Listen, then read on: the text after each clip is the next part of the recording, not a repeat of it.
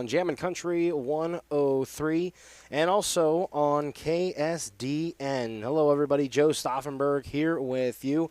And on the call, ready for presentation and Dakota State. 1-1, the Trojans, after a week off last week, back in action. The second of 3 straight games here at Trojan Field. Madison looks to defend home field against the 0-3 Presentation College Saints. 0-3, they'll look for their first win. Dakota State looks for their first home win of the year, and we'll try here at the 6th annual Ag Bowl here in Madison. It's a beautiful day, 78 degrees, sunny, breezy, winds out of the southeast. And we're ready here at the field. A couple more minutes before the game will begin. But Dakota State, fresh off a bye last week, they're gearing up for conference play in the schedule. It starts today with presentation and other scores for around the North Star Athletic Association. Trinity International takes on Iowa Wesleyan at 12 o'clock, so that game probably finished up. Waldorf against Valley City today, along with Dickinson State and Mayville State.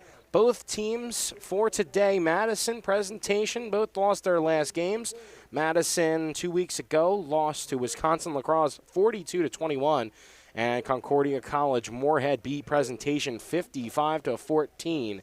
The defense has surrendered 163 points in 3 games. So we will have to see what happens with this defensive Presentation going up against an offense that was hot in the second half for the Trojans. The Saints have not won a game since November 2nd of 2019. It includes the 2 losses last year against DSU. It was 42-0 in Aberdeen, 21-18 in Madison. And the last Saints win against DSU, it was September 25th, 2017. It's a 22-21 victory. So we're going to take a 2-minute break. We'll come back with a pregame interview with head coach Josh Anderson. And he'll talk about this game and what he learned about his team against Wisconsin La Crosse. And we'll have that pregame interview in just 2 minutes. And then we'll get back here for more of a pregame when we get back after the interview. 2-minute break, and after we'll talk to head coach Josh Anderson. Coming up next here on Jammin' Country 103. Heartland Consumers Power District would like to wish the Dakota State Trojans good luck this season. This is Casey Crabtree, Heartland's Director of Economic Development. I'm excited to work with businesses here in Madison to help them grow and thrive. If you're looking to expand your business or in need of low-interest financing, give me a call at 256-6536. Heartland is proud to deliver reliable energy and services to the city of Madison. We believe in the power of forward thinking and want to be your trusted community partner and leader in our industry. Good luck, Trojans. You can tell a lot about a farmer by how they deal with adversity. Hard work, grit, and untamed spirit are what defines them. At Mustang Seeds, we stand with you, and we hold true to our values, proven results, and the trusted products we were founded on almost 60 years ago. We're farmers. We're untamed. We're Mustang Seeds. Contact your local district sales manager or visit mustangseeds.com.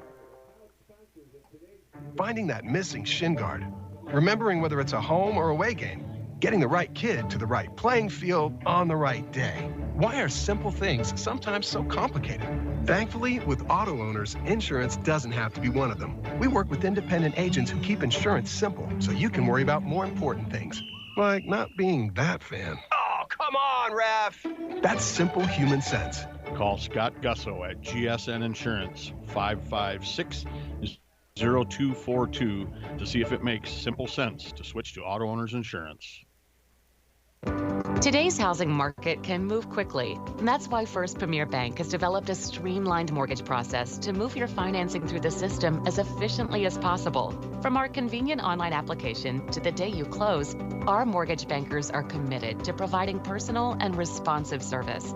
We want to make your home happen by making the mortgage process as easy as possible. Apply online at firstpremier.com/home. First Premier Bank, member FDIC, equal housing lender. A week off. I had a week off. You had a week off. Everybody basically had a week off this week. And I guess it's good because we're starting to gear up for conference play. Well, it felt good to have a week off. There's no doubt about it. After a long fall camp, and then just the first 2 games were, really tough, really good teams that we played, and kind of get beat up mentally and physically. So having that week off really was just perfect timing, quite honestly. And I made sure that we had that week off before we started conference play because I wanted our guys to be as fresh as possible mentally and physically as we head into the conference. And we'll talk about loss to Wisconsin lacrosse, and we've talked about this last week, the week before. I'm gonna always be saying that it's gonna be last week this, that, last week that. Yeah. So the 42-21 loss. It was a good team that come in. We came in. We talked about that a couple of weeks ago. They were a very good team, and I think a very good test for your team. What did you see out there? What did you like? What did you want to clean up during practice? And is there something that you really liked from your team from that game?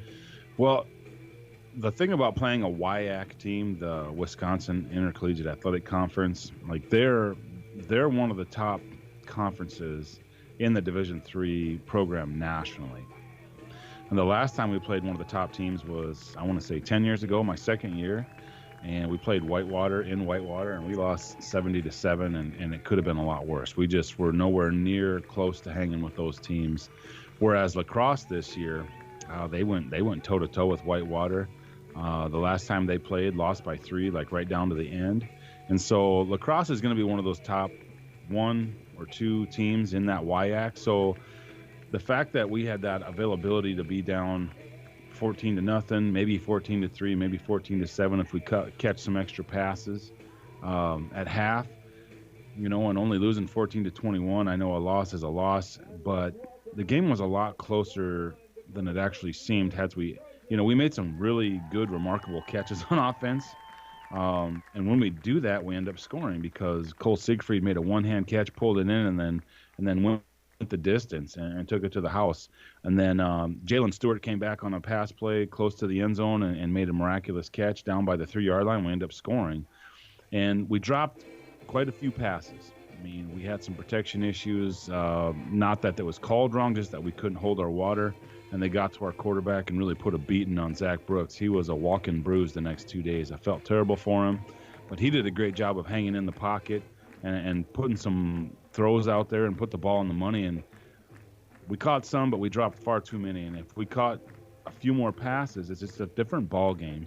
Conference play presentation. They come first conference game of the year.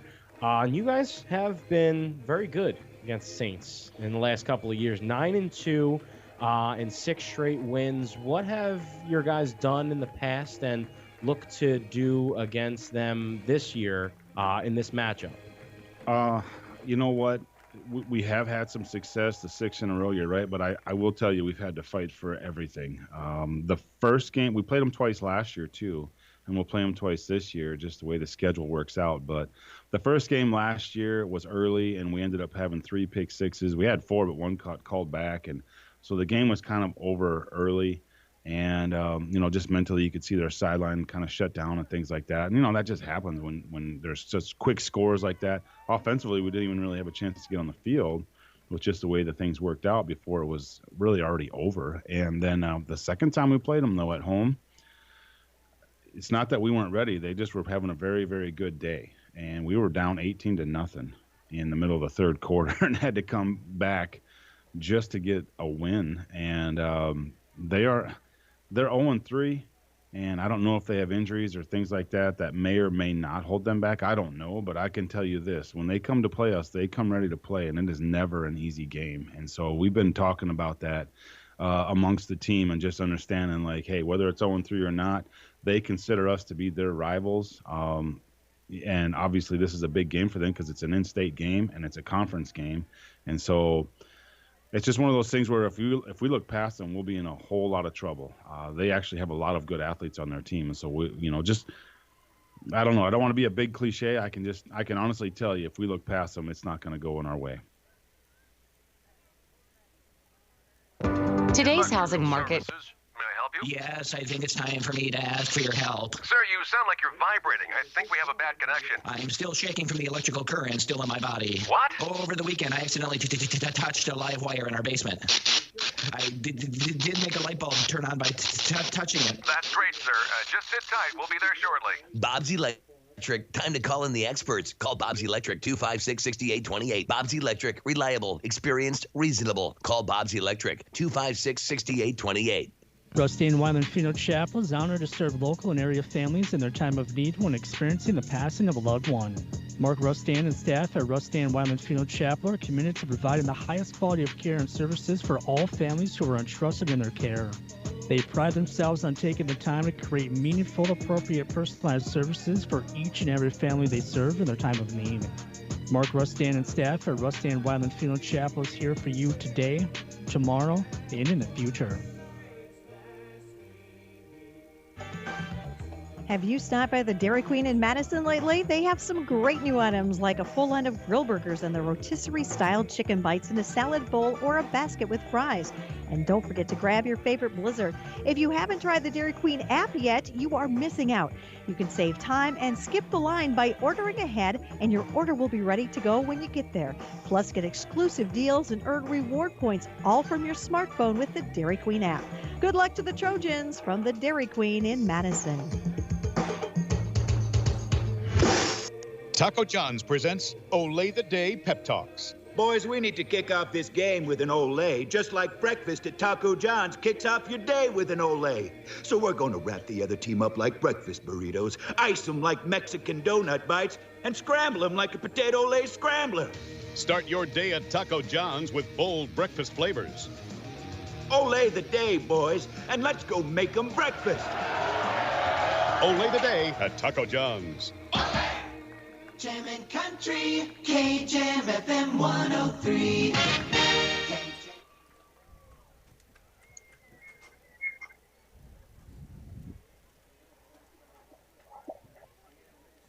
And we're back here on Jammin' Country 103. Joe Stofferberg here with you. And for the call of the Dakota State Trojans and the Presentation College Saints here on Jammin' Country 103.1 KJAM FM Madison, and also on KSDN. Joe Stofferberg here with you. So let's talk a little bit more pregame after the introductions and the national anthem being played. We'll start with the Dakota State offense. Despite the loss the 2 weeks ago, DSU put up some good numbers.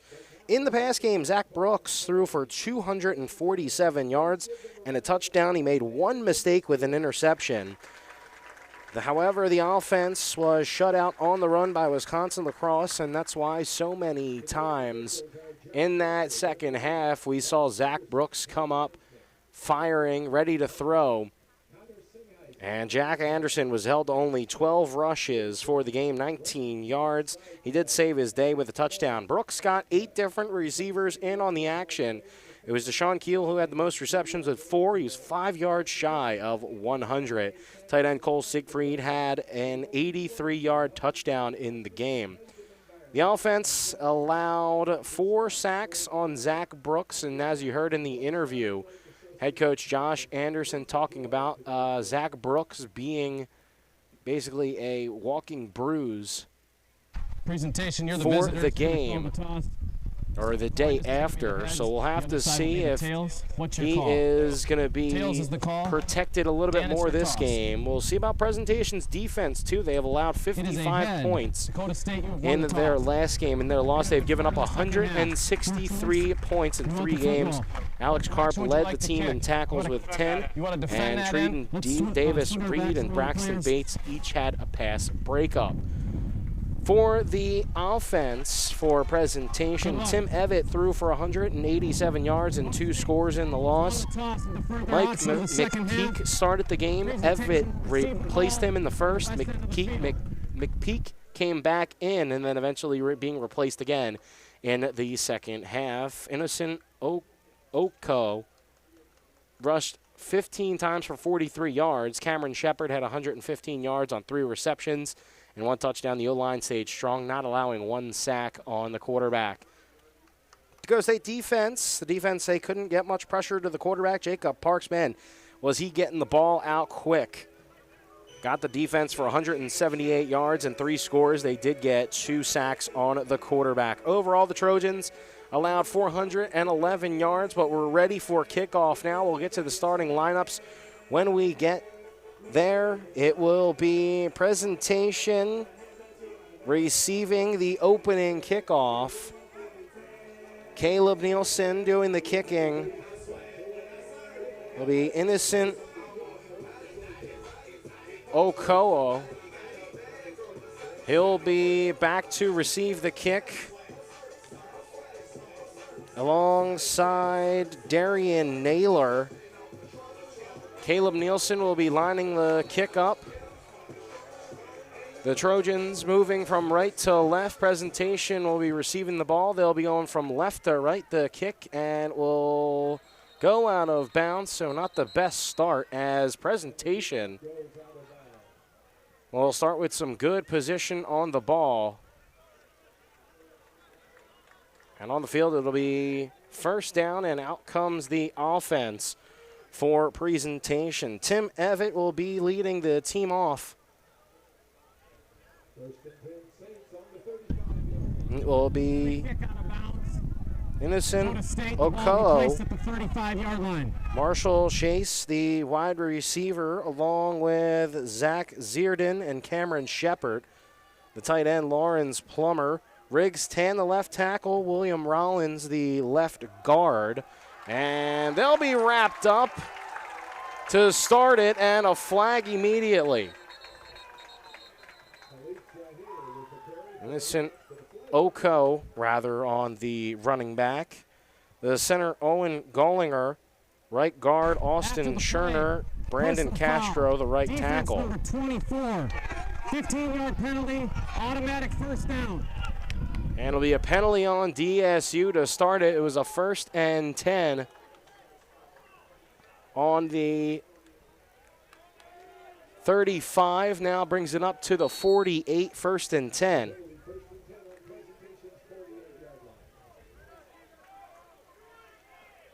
So ball at the 45-yard line. Presentation starts it on their own 48.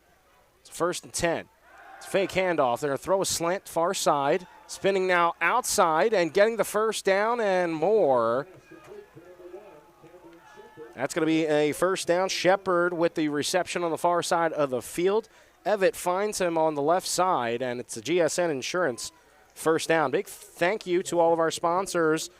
It's the GSN Insurance First Downs, the Case IH Red Zone, the Madison Discount Liquor Broadcast Booth, the Wilbur Ellis Halftime Show, Mustang Seeds Postgame Show, and the Taco John's play of the game. Evett in the backfield by himself. He'll toss it to the far side once again. Caught and for a good gain. Kyle Gibson with the catch.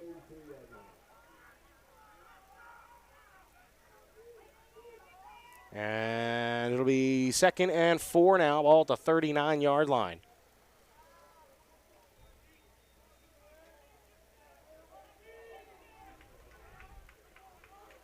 Two receivers to the left, one to the right. Man put in motion.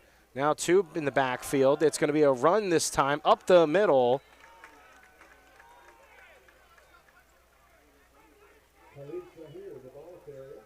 And that will move the chains at the first down.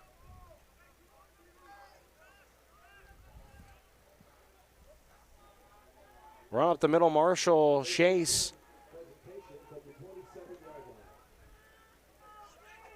And it'll be a 1st and 10 after the GSN Insurance first down. Evett in the backfield by himself. 2 receivers left, 1 to the right. He's going to go to the left and off the fingertips of Vanden Bosch. Vanden Bosch read it, and he had that basically almost the same exact play. It was against Dakota Wesley in the first game of the year. Got his fingertips on it, read the ball well. And it will be 2nd and 10, ball at the 27-yard line. The starters for Madison defense with Edward Fritzler, the defensive end, still on that defensive line, Devontae Murphy and Connor Tordson. It's a pass right side, caught right around the 20-yard line and driven out of bounds. Good tackle there from Nico Ferroni.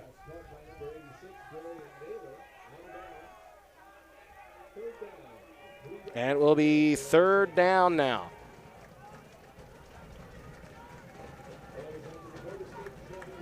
At the 20, just knocking on the doorstep.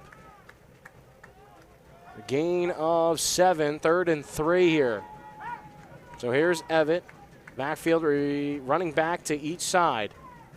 As he'll get it, he'll hand it off. It'll go left side. And right back to the line of scrimmage goes Oko. And the penalty flag will fly. After the play, some laundry on the field. Let's see what this one.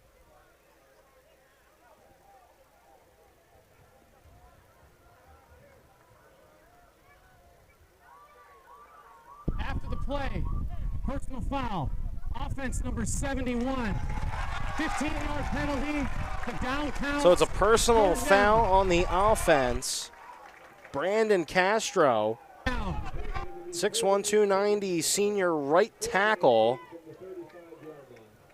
And the personal foul pushes the team back all the way to the 35-yard line. So it's a 4th and 18.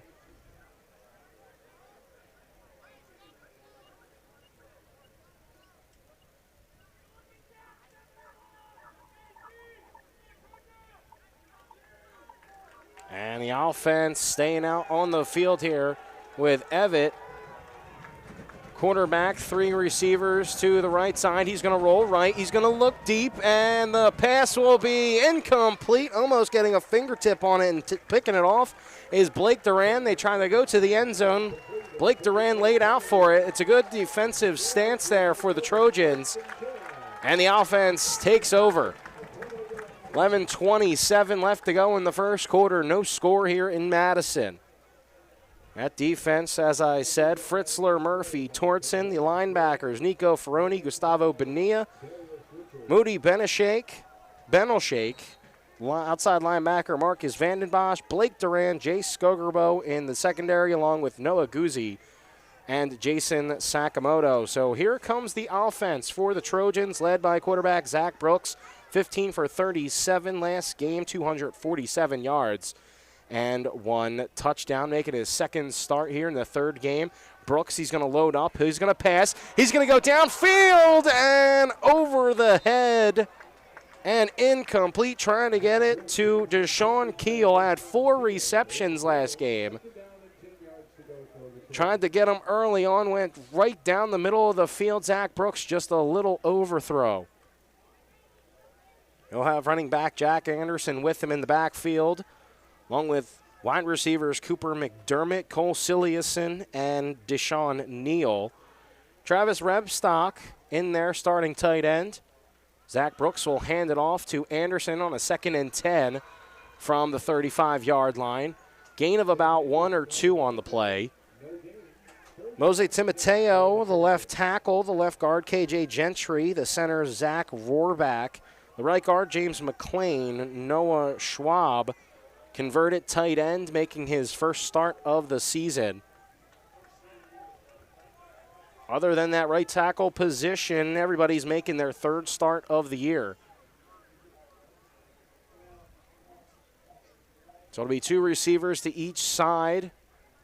Anderson with Brooks. It's 3rd down and 9. Brooks will load up. He'll fire to Keel at the line of, at the 1st down marker. And off his hands and falling to the ground. It'll be incomplete, 4th and 10. I guess no yards on that one run by Anderson. So that will bring out the punt unit.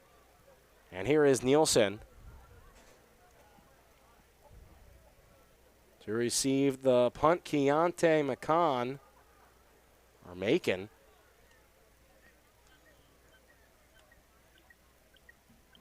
And punt, it's a line drive, but a good one here from Nielsen. That's going to drop right around the 7, but then roll into the end zone. A little bit too much, and that's the way that the wind's blowing. It probably didn't help there, as the Saints will take over and are going to start on their own 20. It's a 1st and 10, so we're still scoreless. Each team has a drive under their belt. The Saints have been moving the ball. And they did that on their first drive. Let's see what they can do on the second drive.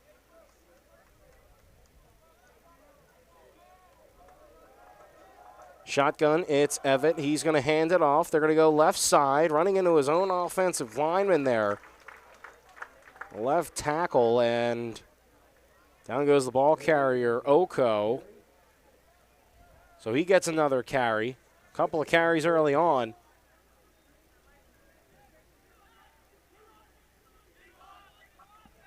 It'll be a 2nd and 10, no gain on the play.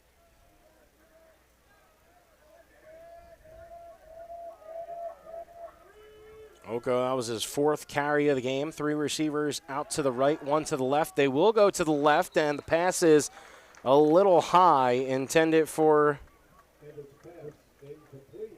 the receiver. It was Zierden. His intended receiver on the left side. Evett overthrows. It's a 3rd and 10 now.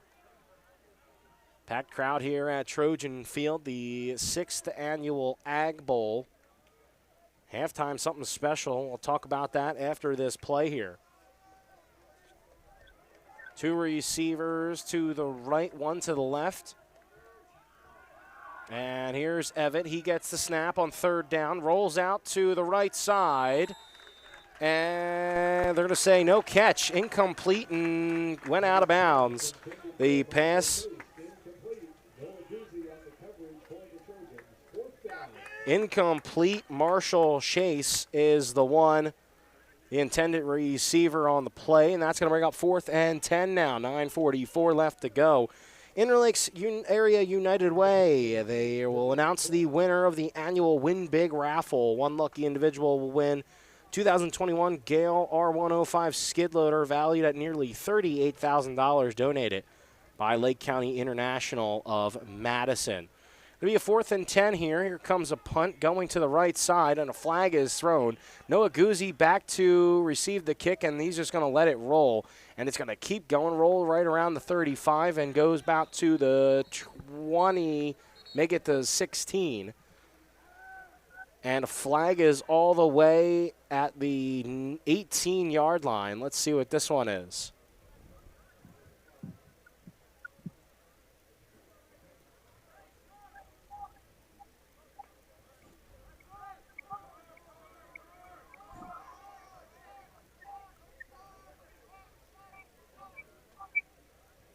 During the play, holding.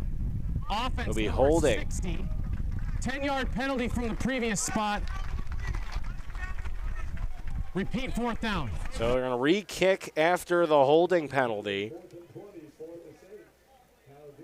The hold on William Rollins, 6'2", 270 junior for a presentation. So now it's going to back him up another 10. It's 4th and 20. Ball at the presentation 10.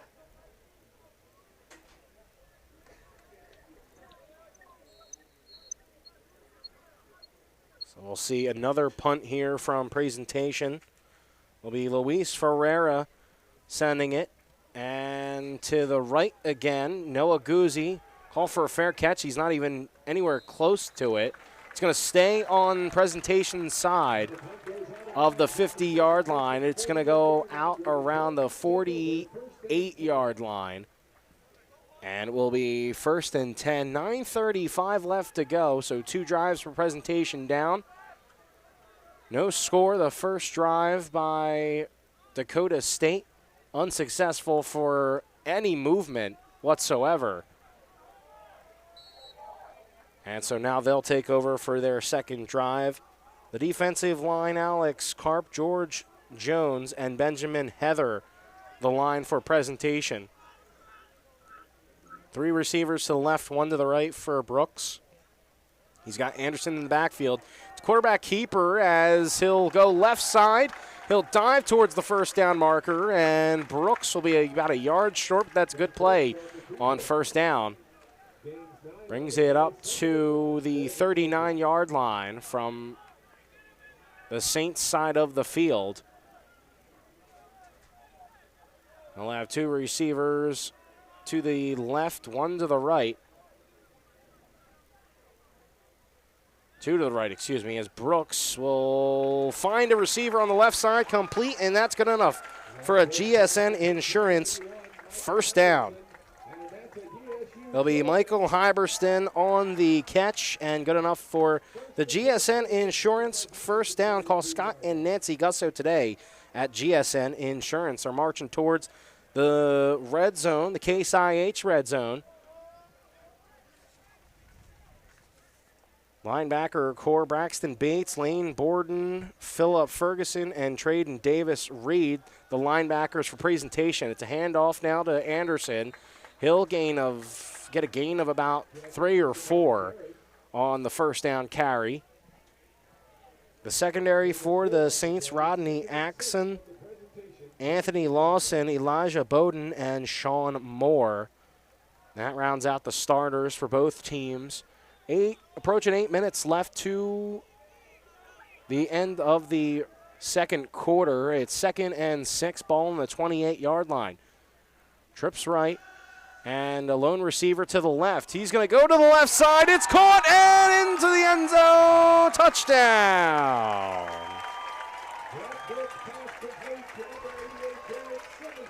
Six points for Dakota State. And a passing touchdown for Zach Brooks, finds his tight end in the end zone. And Simmonsma with a touchdown. And here's Caleb Nielsen to tack on the extra point. Nielsen's kick is up. Good snap, good hold, and good field goal. Simmonsma with a touchdown from Brooks, and that puts 6 and then 7 points up for DSU. They lead presentation 7-0. You're listening to Jammin' Country 103. We'll be back in 30 seconds with presentation getting the ball right here on Jammin' Country 103.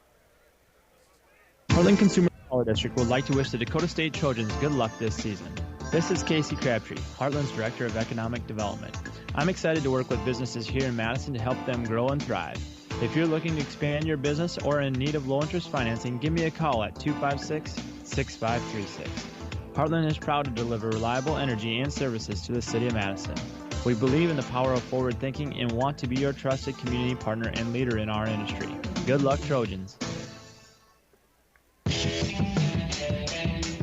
Back here at Trojan Field, 7-0 the score, 7:53 left to go in the first quarter. 2 are back to receive the kick after the touchdown was scored by Derek Simmonsma.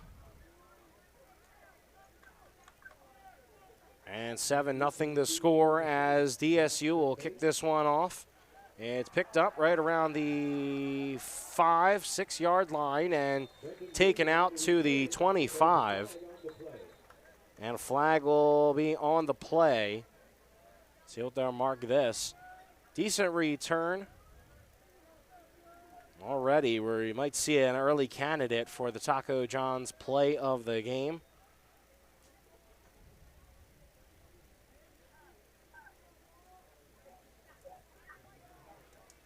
Flag was thrown early on the kick return.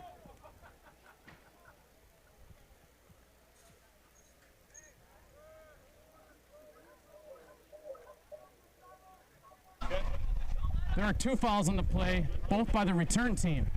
Holding, return team number 24, that penalty is declined. Illegal block below the waist, return team number 26. That penalty is enforced. So it looks like 2 penalties on presentation. A holding and then a hit below, I guess, the knee. So that's personal foul, and that will push them back to the 22 or the 12-yard line. It'll be 1st and 10 from their own 12. And here come the Saints now. Here's Evett. He's in the backfield. He'll fake the handoff. Play action. They try to get it to the running back, and after a couple of Trojans were running after it, they're going to blow the whistle and blow the play dead.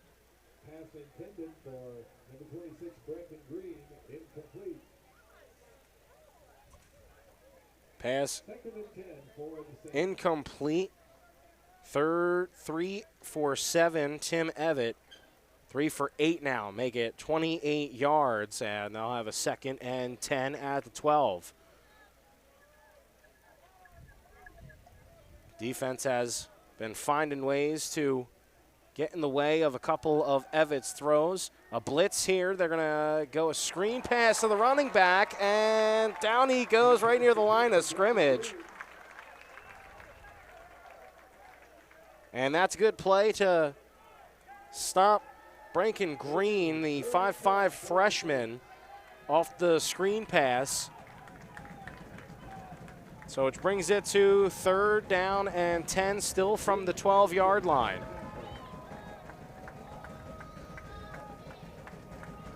Defense has been holding strong this drive as we approach 7 minutes left to go in the first quarter. Trojans lead 7-0 over the Saints. It'll be 3 receivers to the right, 1 to the left. A running back with Evett. He'll put a receiver in motion, and whistles blow. Timeout is called by the Saints. So they'll get a timeout before this 3rd down play. We'll take a quick break, 30 seconds. We'll be back with more action here in the first quarter when we get back from the break. You're listening to Jammin' Country FM 103 and also on KSDN. You can tell a lot about a farmer by how they deal with adversity. Hard work, grit, and untamed spirit are what defines them. At Mustang Seeds, we stand with you, and we hold true to our values, proven results, and the trusted products we were founded on almost 60 years ago. We're farmers. We're untamed. We're Mustang Seeds. Contact your local district sales manager or visit mustangseeds.com.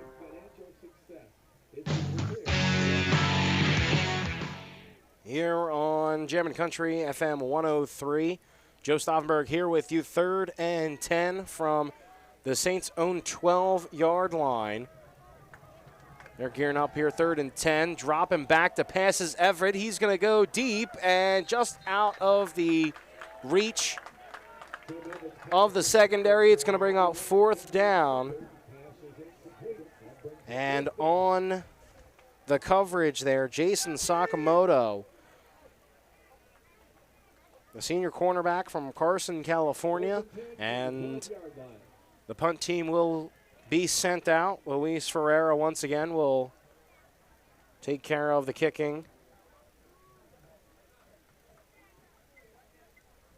And we'll try to get it to the right side. Back is Noah Guzzi. It's a short kick, though, as Guzzi will let it roll, and it's going to roll all the way right around the 50.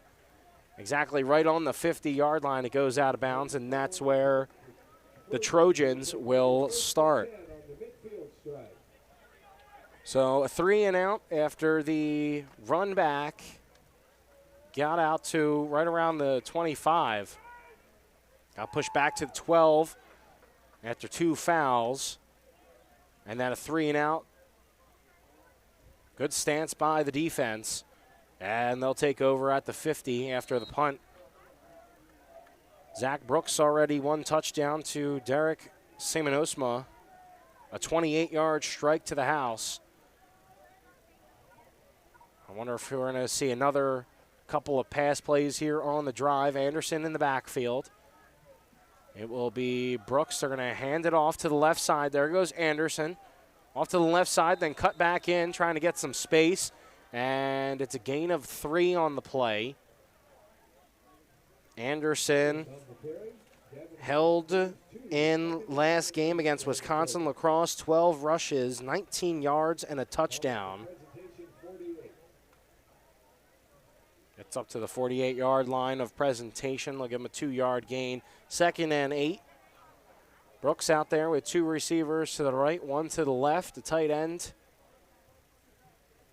tacked on to the right side of the line. And getting blown up on the play was Brooks. He goes down. The offensive line just collapsed. There is a flag on the play. And another flag comes down. I believe something must have been said by one of the presentation defenders. Said something to the referee, I believe.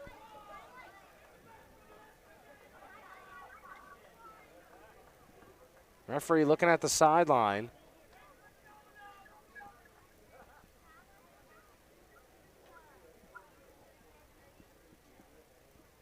As they're trying to decipher what the penalties are, referee trying to figure things out. Line judge is going over to the sideline. During the play, holding, offense, number 73. That penalty will be enforced. After the play, unsportsmanlike conduct. Defense, number 8. That foul will also be enforced, and that is number 8's first unsportsmanlike foul towards disqualification. So it will be holding on the offense. Be first down, Dakota State. And that was an unsportsmanlike conduct penalty by George Jones. That's his first, so they're going to move the chains for Dakota State here. And following the penalty, it'll be 1st and 10 Trojans from the present. So it'll be 1st down and 10. 43-yard line. GSN Insurance 1st down. Call Scott and Nancy Gusso today. Also, no account is too big or too small. We like them all at GSN Insurance. Joe Stofberg here from the Madison Discount Liquor broadcast booth. So here's 1st and 10. Ball at the Saints' 43-yard line. Here's Brooks after taking the sack on the previous play. We'll try to get some positive yards here. Brooks in the backfield. Play fake. He'll look right side to his tight end, Simon Osma. He'll make the catch. And a side hurdle on a defender, and believes Simon Osa might be down. He is. Took a nasty spill to the turf. And I believe he's holding a knee. Many thanks to this year's Egg Bowl sponsors, Bank West, Dairy Queen. The trainer's out there looking at the tight end. He's able to score, now being helped out on the opposite sideline.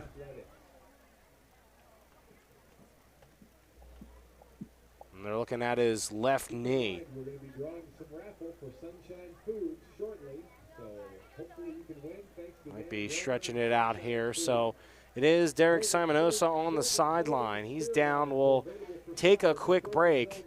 We'll come back in a minute as Simonosa is still getting looked at. So he's going to be helped up. We'll take actually a 30-second break. We'll come back with the good bit of the first half still to come. 5:29 left to go. Stick around, 30-second break. We'll be back here on Jammin' Country 103. Finding that missing shin guard. Remembering whether it's a home or away game. Getting the right kid to the right playing field on the right day. Why are simple things sometimes so complicated? Thankfully, with auto owners, insurance doesn't have to be one of them. We work with independent agents who keep insurance simple so you can worry about more important things, like not being that fan. Oh, come on, ref! That's simple human sense. Call Scott Gusso at GSN Insurance 556-0242 to see if it makes simple sense to switch to auto owners insurance. So back here at Trojan Field as Derek Simonosma getting looked at, and he is being helped to the athletic table here on the sideline. So scored a touchdown. That was his second catch of the day. Good for 7 yards. It's now 2nd and 3, so he's being looked at apparent knee injury. It's 2nd down and 3, and there goes his running back to the left side, breaking a tackle and another one, and touchdown! Gavin Holland gets in, 36-yard scamper for a score. And that extends the DSU lead 13-0. With 5:07 left to go in the first quarter. And his lead blocker, you probably wouldn't have guessed it was Zach Brooks. Gavin Holland getting in, first score of the new year. The backup running back comes in, gets the score, and the kick wide right, no good from Caleb Nielsen. But the score is extended by 6 points, 13-0. 5:07 left to go in the first quarter. Stick around, we'll be back in 30 seconds for another kickoff, and DSU will be sending it away to presentation. We get back on Jammin' Country 103. Today's housing market can move quickly, and that's why First Premier Bank has developed a streamlined mortgage process to move your financing through the system as efficiently as possible. From our convenient online application to the day you close, our mortgage bankers are committed to providing personal and responsive service. We want to make your home happen by making the mortgage process as easy as possible. Apply online at firstpremier.com/home. First Premier Bank, member FDIC, equal housing lender. So Gavin Holland gets the handoff, rushes, and scores for a touchdown. 36 yards to the house. Dakota stayed up 13-0. 5:07 left. Here is Nielsen. He'll be kicking off. After didn't have a good one to start the game and went out of bounds, another one sails out of bounds and will give some good field position to the Saints of Presentation, down 2 scores here at Trojan Field. Free kick out of bounds. Kicking team number 37. The ball be placed at the 35-yard line. First down walking presentation. without help on the sideline. Still getting worked at. That touchdown by Holland, it was a handoff by quarterback Zach Brooks. He plunged right into the pile, and Brooks said, well, you know what? Let's go to the left side, and let me help you out. Was one of the lead blockers on trying to get Holland into the end zone, and it is successful. So here's 1st and 10. It's going to be a handoff, or no, it will be faked. It's a quarterback keeper as Evitt will keep it himself, roll out of bounds right side, and gain of a few after starting the ball at the 35-yard line. 5 minutes left to go in the first quarter. It's a gain of 3 for the quarterback.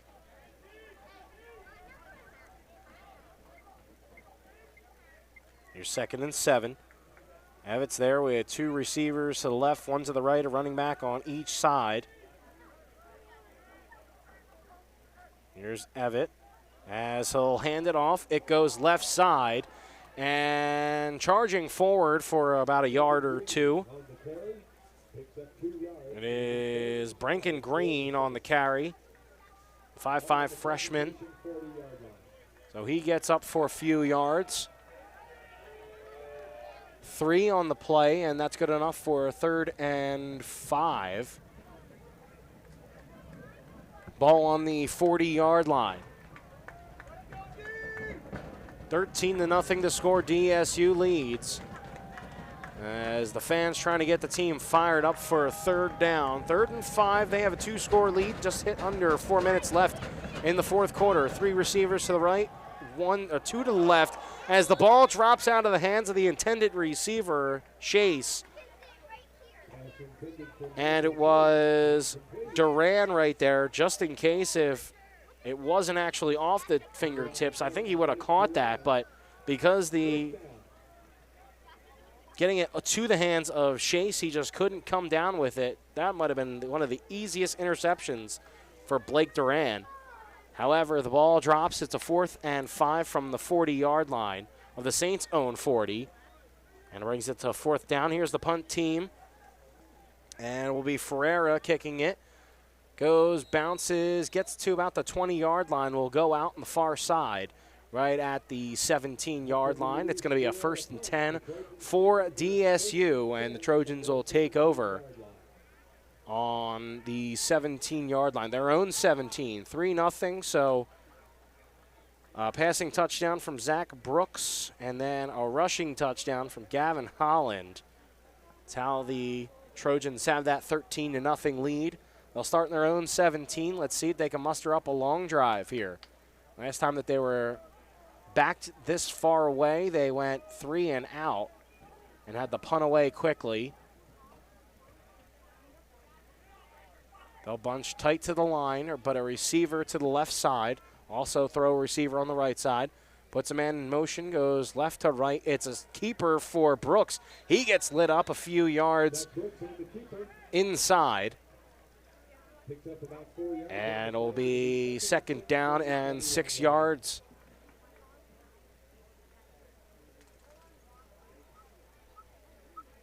They'll place it right at the 21. 3:20 left to go in the first quarter.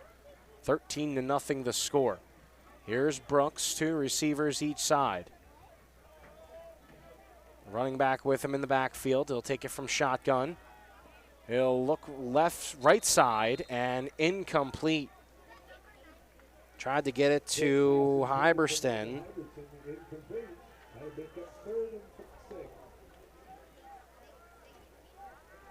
And we'll bring it to 3rd down and 6. Seeing already Dakota State 4 first downs. 1 penalty each. I guess not including those penalties by quarterback or kicker Caleb Nielsen. And here's Brooks on 3rd down. He'll look inside the middle of the field, and the pass broken up. His intended receiver, Cole Siliuson, middle of the field. And now we have a Saint down on the field. Looks like an ankle. Injury. At the mobile bookstore, the mobile Trojan zone at the west end of the stands. Trojan Athletic Club items. On the defense, it is Elijah Bowden. From that presentation defense down on the field now. We just saw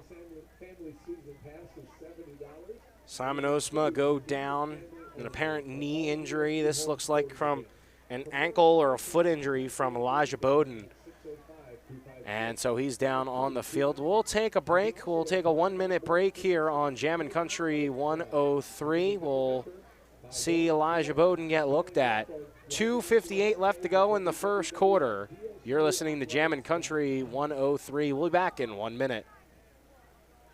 Electrical. This is. May I help you? Yes, I think it's time for me to ask for your help. Sir, you sound like you're vibrating. I think we have a bad connection. I'm still shaking from the electrical current still in my body. What? Over the weekend, I accidentally touched a live wire in our basement. I did make a light bulb turn on by touching it. That's great, sir. Just sit tight. We'll be there shortly. Bob's Electric. Time to call in the experts. Call Bob's Electric 256-6828. Bob's Electric. Reliable, experienced, reasonable. Call Bob's Electric 256-6828. Rusty and Wyland Funeral Chapel is honored to serve local and area families in their time of need when experiencing the passing of a loved one. Mark Rustan and staff at Rustan Wyland Funeral Chapel are committed to providing the highest quality of care and services for all families who are entrusted in their care. They pride themselves on taking the time to create meaningful, appropriate, personalized services for each and every family they serve in their time of need. Mark Rustan and staff at Rustan Wyland Funeral Chapel is here for you today, tomorrow, and in the future.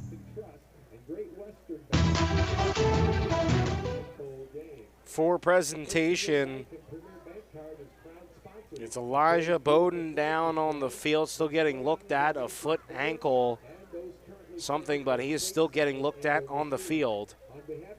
So, still we're in injury timeout. Wanted to mention that at halftime today, the Interlakes Area United Way, pleased to announce the winner of their annual Win Big raffle. So that's coming up at halftime. One lucky winner will get a 2021 Gale R105 skid loader valued at nearly $38,000, donated by Lake County International in Madison.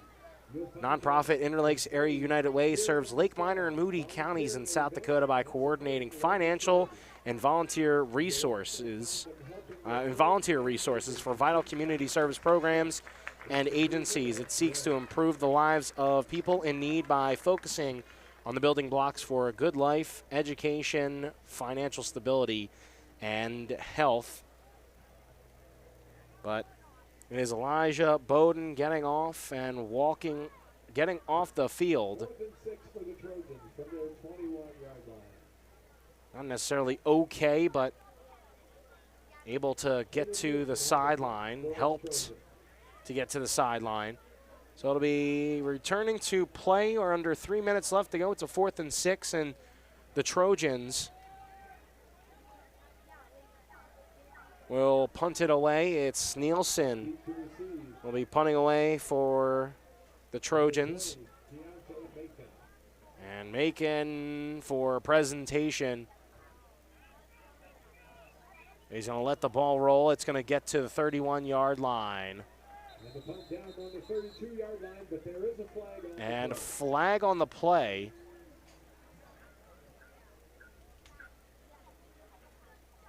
More than likely, I would guess it's holding. During the return, holding. Block in the back. Return team number 23. Yes, it will be holding. Couldn't hear who that was on. First down presentation. But it will be a holding on the receiving team, and that's going to push the ball back a few yards. So the Saints will have a little bit of a tougher time to get down the field, need some points. 2:48 left to go in the first quarter. It'll be 1st and 10. Originally it was going to be right around the 31. Now it's at the 21. And so Evitt on the field.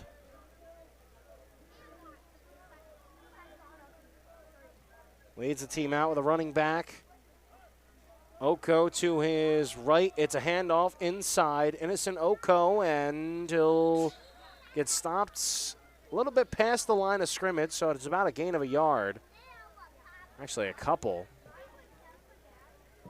About a gain of 2 or 3 there. Gain of 3, it will be 2nd and 7 for the Saints. 2nd and 7 now for the Saints at their own 24.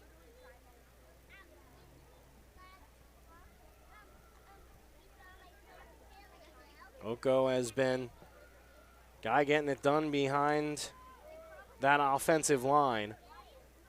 At least trying to get things going. It's going to be another run and stopped right around the line of scrimmage. And it will be Branken Green on the carry there. It will be 3rd and 6, right at the 25, it looks like. And another 3rd down forced here from the Trojan defense. Presentation 0 for 4 on 3rd down today.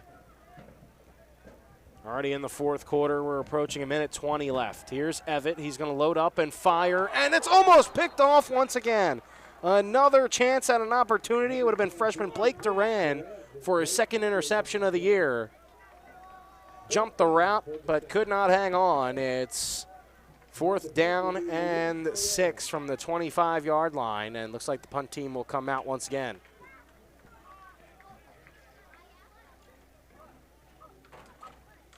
Luis Ferreira has been pinning the Trojans back. Noah Guzzi set to return, and it's a bobbled snap. They're going to get to the punter, and with great field position, Madison will start the drive coming in to make the tackle, Michael Hyberston. And after the bobbled punt, the snap was a little low. And so the Trojans will take over on the Saints' 13-yard line. So a chance here for some points. Special teams getting to the punter. It'll be first down and already into the Case IH red zone. You want your equipment that's both power and efficient? It's available only in red at your Case IH dealer, Lake County International. Already into the red zone, 3 receivers to the right, 1 to the left. Zach Brooks will look to the left side. Throw a slant and into the end zone. Touchdown. Illy Austin Lake, the freshman, for a score. And another throwing touchdown for Brooks, 13 yards this time, and a score. Puts the Dakota State Trojans up 19-0. 1 minute, 11 seconds left to go in the first quarter. Quick strike, about a 5, 6, 7 yard slant, goes in. And the kick is up from Nielsen, and that is good. It's a 20-point lead for the Trojans. As we'll head to another 30-second break, we'll come back with a kickoff. Dakota State up 20-0 on presentation. You're listening to Jam Country 103. Have you stopped at the Dairy Queen in Madison lately? They have some great new items like a full line of grill burgers and the rotisserie-style chicken bites in a salad bowl or a basket with fries. And don't forget to grab your favorite Blizzard. If you haven't tried the Dairy Queen app yet, you are missing out. You can save time and skip the line by ordering ahead, and your order will be ready to go when you get there. Plus, get exclusive deals and earn reward points, all from your smartphone with the Dairy Queen app. Good luck to the Trojans from the Dairy Queen in Madison.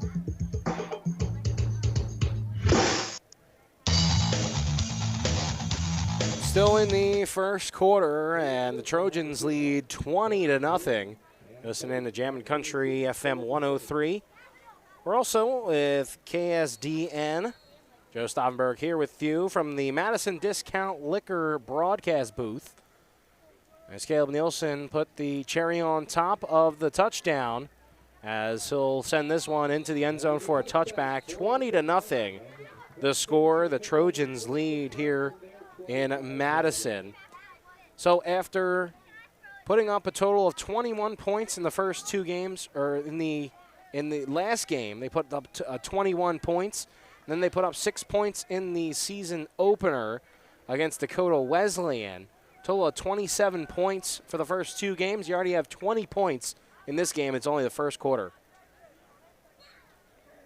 The offense coming alive against Presentation. And it'll be a 1st and 10. Ball from their own 25. It's a handoff to Oko. He'll go up the middle and stopped at the line as he tried to get left and was stopped. It'll be a 2nd and 10 from the same spot now. Brought down by the Trojan line. 2nd and 10 for the Saints. That line of Fritzler, Devontae Murphy, and Connor Tortson just getting to the running backs now.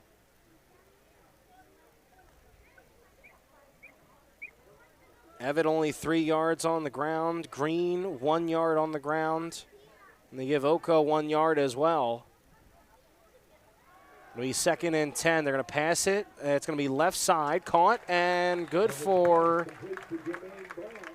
about a 4-yard gain. The catch made. It will be Blake Duran on the tackle. And we'll bring up 3rd down once again. It'll be 3rd and 6.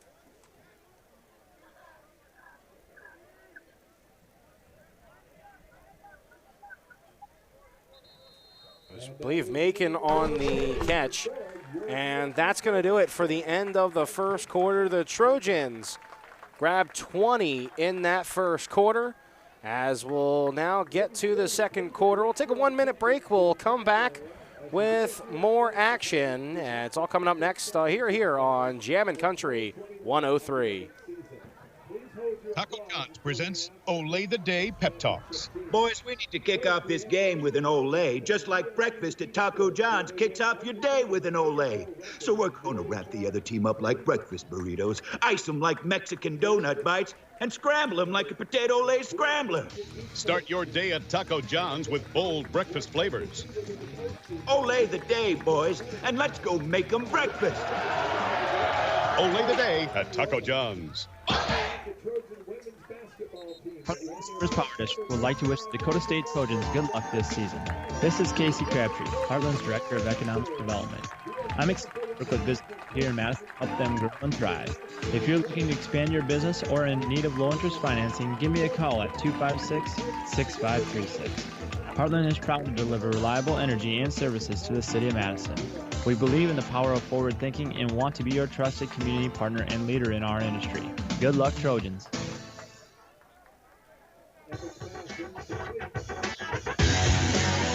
Back here on Jammin' Country FM 103, Joe Stoppenberg here with you. At the end of the first quarter, Trojans lead 20-0 on presentation. The women's basketball team getting honored in between at the end of the first quarter, along with the esports team here for Dakota State. Women's basketball coming up in fall. It'll be a 4th and 6. The final play was blown up at the line, and a kick, a little bit of a shorter one. It's going to take a couple of bounces. And another great punt. Gets right about the 24-yard line, and that will get the Trojans to start there.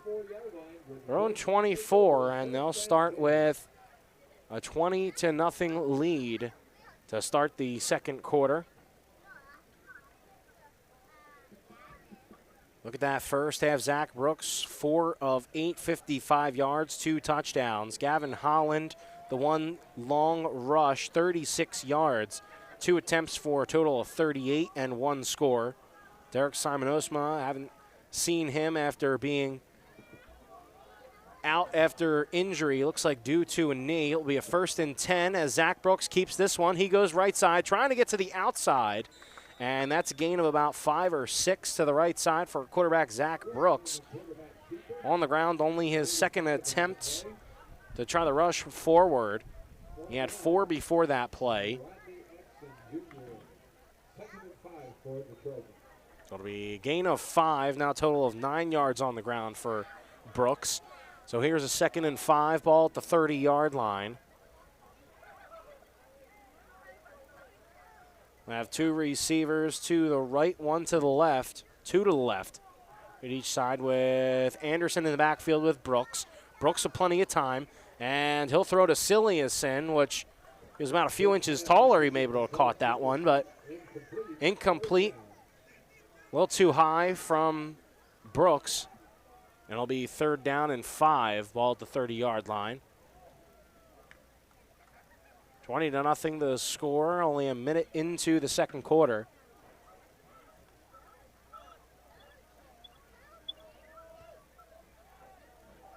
Dakota State looking for their second win. 1-1 after a win against Dakota Wesleyan week 1. Week 2, a loss here at home against Wisconsin Lacrosse. So here's 3rd down and 5, trying to get it to Keel once again. And a little bit out in front ahead of the receiver. Keel is getting frustrated over there. Just some passes right out of reach, basically. After coming off of a game of 4 receptions, 95 yards. Trying to look to stay hot. Hasn't had a reception here yet. It's been Simon Osa with 2, Austin Lake with 1, and Hyberston with 1. So here is Nielsen. He's on to punt away. And whistles are blown.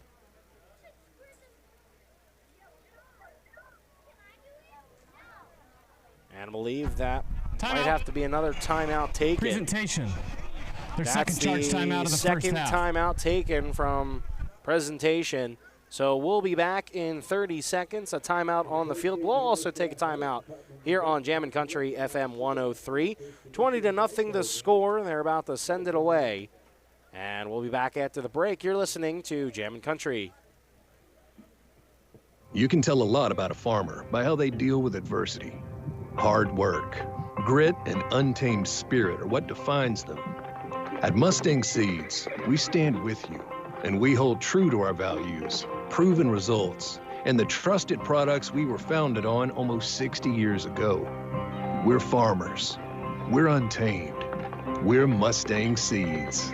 Contact your local district sales manager or visit mustangseeds.com. Keontae Macon back deep to receive the punt from Nielsen. And it's another good one. Line drive. It'll drop right around the 20. It's going to bounce left. Oh, my goodness. A huge kick for Caleb Nielsen. It dropped right around the 15, rolled to about the 5, started rolling left to the far side. There is nothing that the returner could have done about that one. Oh, man. That's great. Just on the end zone line, it keeps rolling and rolling. And, of course, if you're the opposite side, you're going, all right, it's going to go into the end zone. And it just kept rolling left and rolling left and rolling left. It looked like somebody had a magnet into the ball and on the sideline, and it was saying, all right. And the magnet right there goes to the far side. So they're going to start on their own 3-yard line. It's a 1st and 10, 2 receivers to the right, 1 to the left. And it's a run play inside by Oko. And it'll be a gain of a few on the play, so it gives them some breathing room. It'll be a gain of 4, ball at the 7-yard line for 2nd and 6.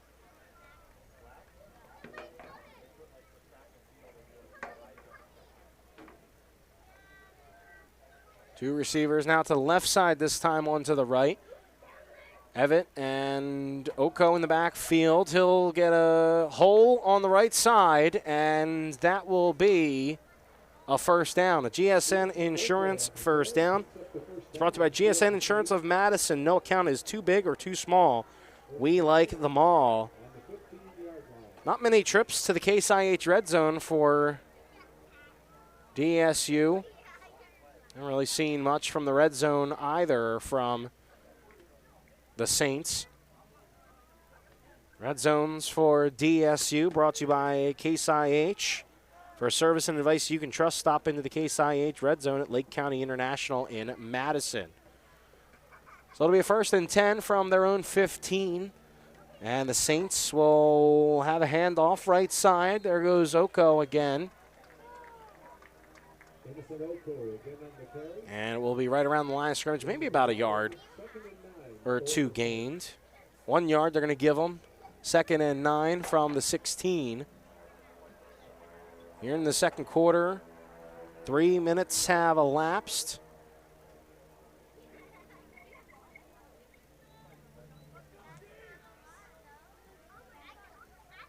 Defense have only given up 1 yard on that last play. It's a receiver to each side. Now a receiver in motion to the left side, and it is off the hands and incomplete. Once again, the ball delivered just a little higher than probably wanted to the intended target, Kevin Wright, 5'10 junior. So a good pass from Evitt, just a little bit too high for the intended target, and it'll be 3rd down and 9. Seeing a lot of drops, maybe a ball that Wright could have had, but I think the defense right there would have been able to stop them. A big hit was put on. It'll be 3rd down and 9 from the 16. Here's Evitt, goes up the middle, and once again off the fingertips and incomplete. It'll be Marshall Chase, and it'll be a 4th down. The flag is down. Personal foul, roughing the passer, defense number 90. A roughing the passer. Automatic first down. So it would have been 4th down, but the penalty on Edward Fritzler, the 6'2", 230 senior from Eaton, Colorado. The defensive end gets flagged for roughing the passer.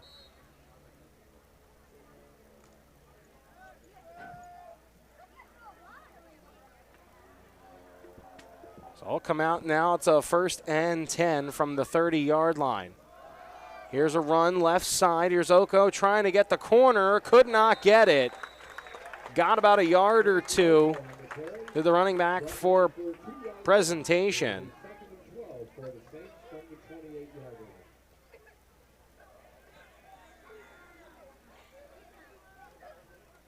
And I believe he actually lost on the play. Loss of maybe about 2 there. So here is second down and about 12 from the 28. 4 minutes into the second quarter, 20-0 the score. I believe Derek Simonosa's day might be over as his pads are off. A play action pass, and it's going to be back to the running back. A little bit of a screen pass. And that'll be good for a gain of about 7.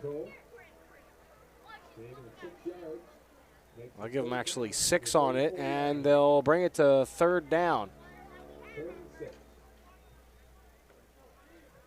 Defense needs another stand. They would have had it if not for the roughing the passer on Fritzler. Each team with 5 first downs. Stay alive on the drive. The Saints need 6. Here's a third down run and stopped. A yard past the line, a yard behind the line of scrimmage, and it'll be fourth down.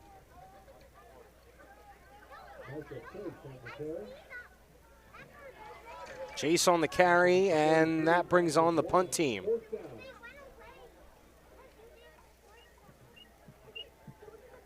Be Cooper McDermott now fielding the punt. And Luis Ferreira punting it away from the Saints, or for the Saints, rather. And a flag on the play immediately. Ball wasn't snapped. Presentation already moving back. A false start. 6, 5-yard penalty, remains fourth down. So 5 yards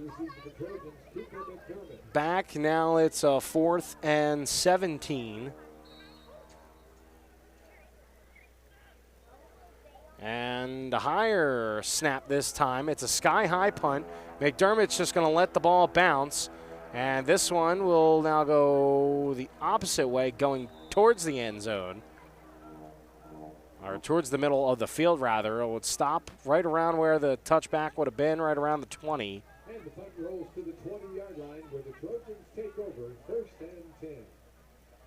So almost basically as a touchback, and now here comes the Trojans offense, 20-0 the score, 9:13 left to go in the second quarter. Remember the Wilbur Ellis halftime show coming up in just a couple of minutes.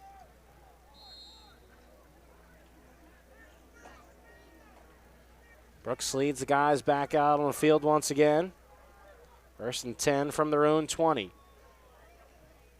2 receivers to the right, 2 extra linemen on the right side. It's a run play, getting into the middle of the field. And Anderson on the carry. No gain. 2nd and 10. He'll get back to the line of scrimmage. That's it. Only 1 first down for the Saints in this one. They have a heck of a lot more plays run than the Trojans. 31 compared to 17, however. Almost a 3-score lead for the Trojans here at Trojan Field. Here's DSU working with a 2nd and 10 after a no gain from Anderson. It's another handoff, and this time it's to Holland. He doesn't go anywhere. It'll be 3rd down. Tried to run right side, and now you'd expect a pass play from that offense. Need 10 yards to get your 6th first down of the day. Brooks has let it fire, has 4 completions for 55 yards and 2 touchdowns. Here's Brooks. He'll look to the sideline with 2 receivers to each side. Anderson with him in the backfield. And here's Brooks. He'll get hit immediately right after the throw. And that'll be moved to 4th down after a hard hit put on Brooks. It was Benjamin Heather 6-foot junior, putting the strong hit. He also tried to help Brooks up. Brooks swatted his hand away before the offensive lineman came in to pick him up.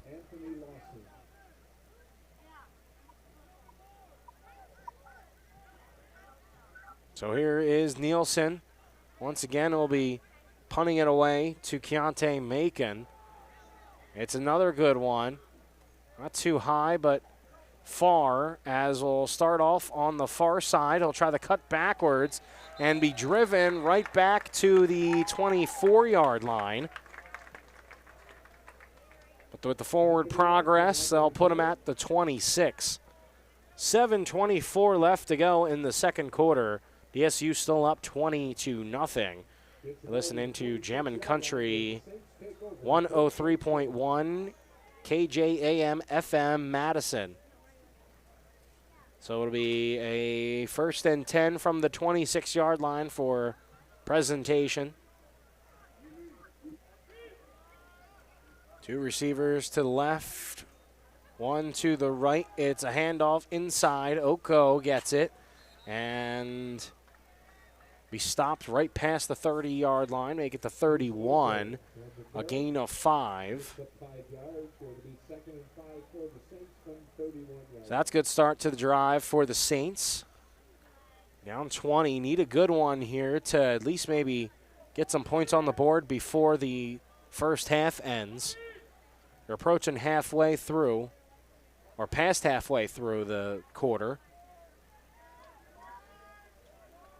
And depending on the play of DSU when they get the ball back, this might be their last shot. And it's picked off after a tip on the defensive line. Picked off now, driving down the right side of the field, the near side.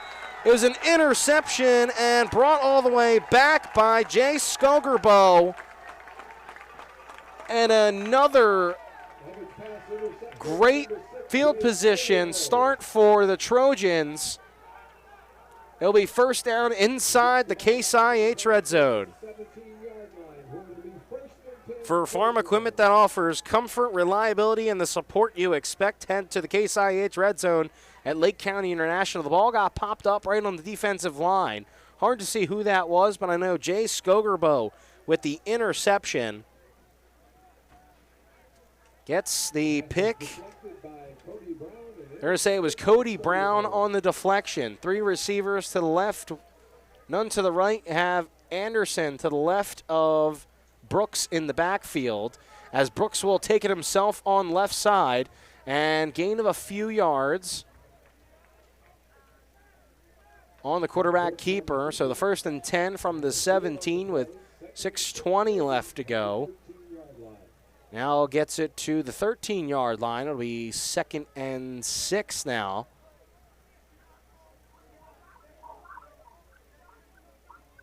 Here's Brooks, will look around with Anderson to his right. 2 receivers each side. Do really anything on this 2nd down play. Here's Brooks as Anderson gets out. He'll try to find his running back, and a little bit too low, and I think away from his running back. He wasn't really able to get a clear catch on it. Intended receiver Anderson. Now it's 3rd and 6. 5:48 left to go in the second quarter. 1 timeout remains for the Saints. The Trojans have all 3 timeouts. Unless time is completely wasted, more than likely the Trojans might have a last chance at it before even going in the half. This play, it's in the air. Tried to get it into the middle of the field. They're saying intended for Deshaun Keel, and that brings up 4th down. Here comes the field goal unit. So the interception brought back to the 17-yard line. Can't find any points, any 6 points, that is, or 7. But he could find 3 here with a Caleb Nielsen kick. Be about a 25, 26-yard field goal. And flag on the play. Both teams pointing at each other. So 25, 26-yard field False goal start. Offense number 73. will now go backward 5-yard with penalty. a false Remains start. 4th down.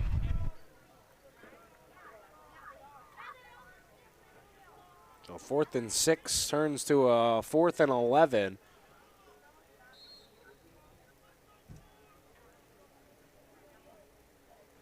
So the kick.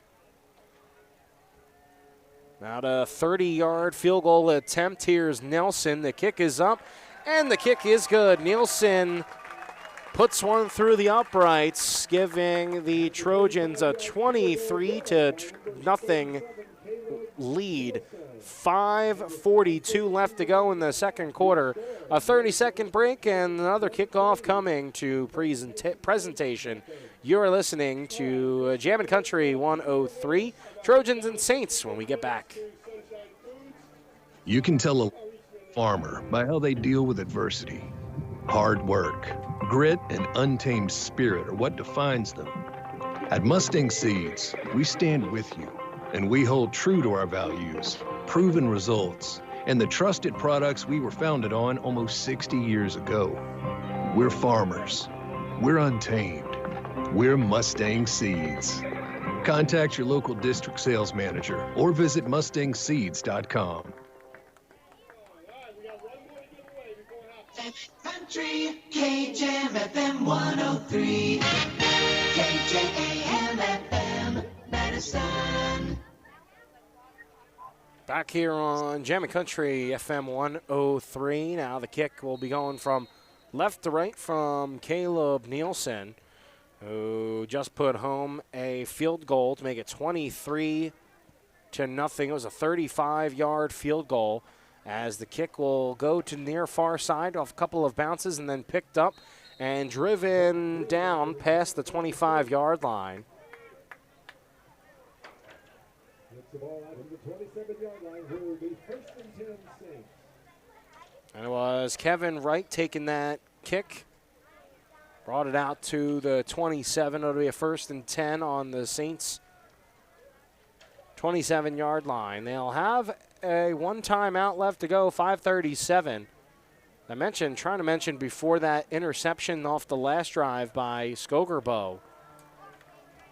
Thought it might have been presentation's last touch of the ball of the half. This one is out to the near side, caught, and that's good enough for a GSN Insurance first down.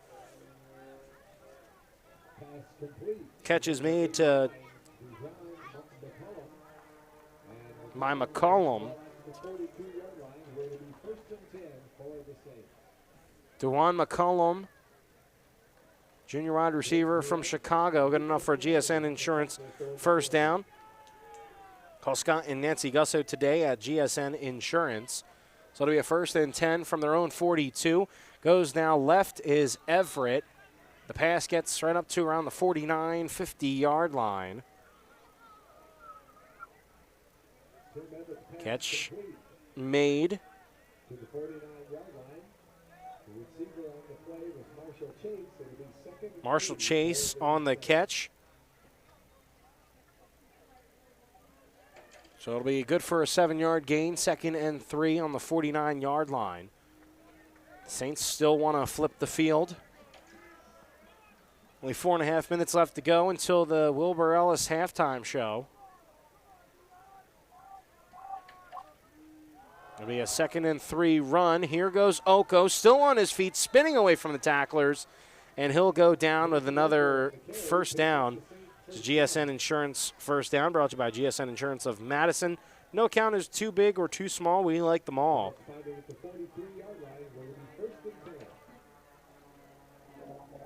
It's a nice day, and you can definitely feel it here in the Madison Discount Liquor broadcast booth.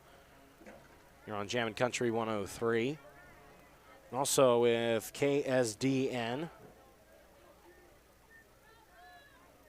So here's Everett with a 1st and 10, and it's intercepted right to the linebacker, and going the opposite way to the 10, the 5, touchdown.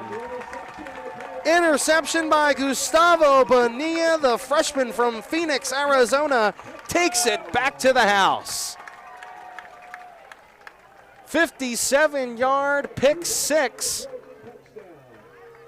Goes for the score the other way. Looked like he threw it right to the linebacker. That increases the lead 29-0.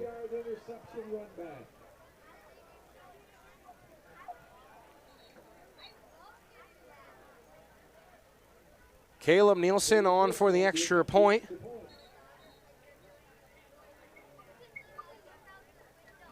Play clock to 25 seconds. 25 seconds. Well, the play clock wasn't reset, so we'll reset it here. 3:38 left to play. The kick is up, and the kick is good by Nielsen. 30-0 the score. 3 minutes, 38 seconds left. We'll be back in 30 seconds with the rest of the second quarter right here on Jammin' Country FM 103. Finding that missing shin guard, remembering whether it's a home or away game, getting the right kid to the right playing field on the right day. Why are simple things sometimes so complicated? Thankfully, with auto owners, insurance doesn't have to be one of them. We work with independent agents who keep insurance simple so you can worry about more important things, like not being that fan. Oh, come on, ref! That's simple human sense. Call Scott Gusso at GSN Insurance, 556-0242, to see if it makes simple sense to switch to auto owners insurance. We're back here on Jammin' Country 103.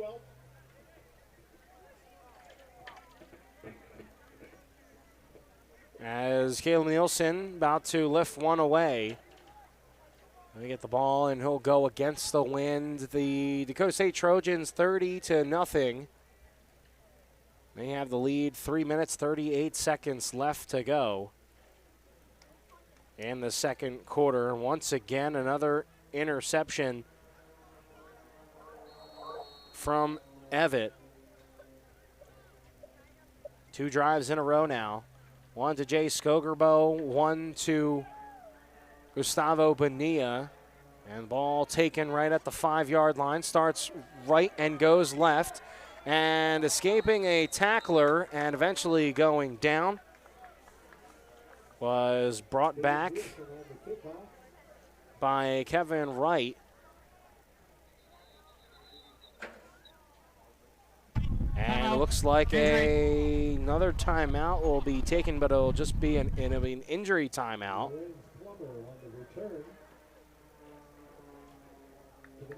So, looks like, though, the down Trojan appears to be okay, or at least okay to just get off the field. His own power gets some help. So it'll be the ball on the 19-yard line.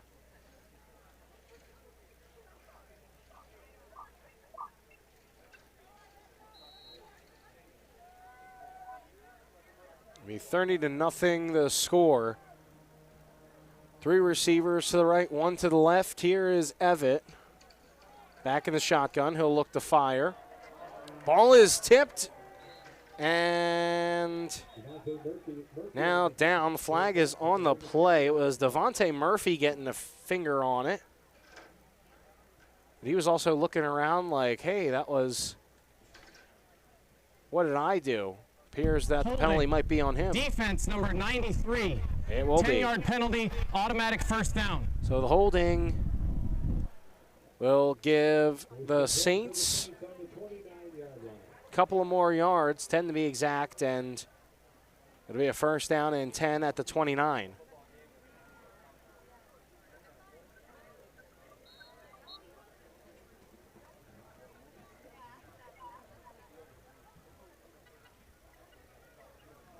Two receivers each side for Evitt. I'll put a man in motion. Goes to the right side. Here's Evitt rolling out to the right. Bonilla almost got him in the backfield. Evitt was taken down. Bonilla, as soon as he threw it, though, went right after him. It'll be 2nd and 10 for the Saints.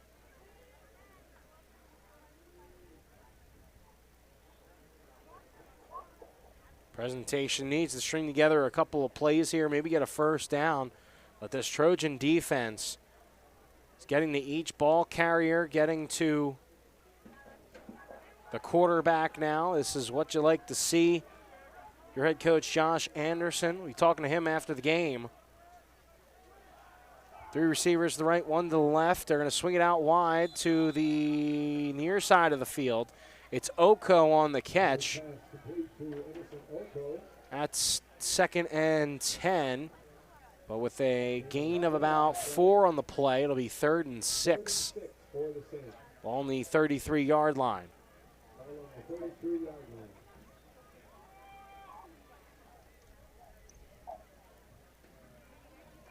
Coming up is the Wilbur Ellis halftime show. Talk about this great Dakota State defense. We're seeing a couple of picks and a run back for a touchdown for Gustavo Bonilla. But here's a 3rd and 6. And a good run here from Oko. Takes a DB head on. It's Skogerbo, the tackler, but it's good enough for a GSN Insurance first down. You can call Scott and Nancy Gusso today at GSN Insurance. So it'll be a first down for the Saints here.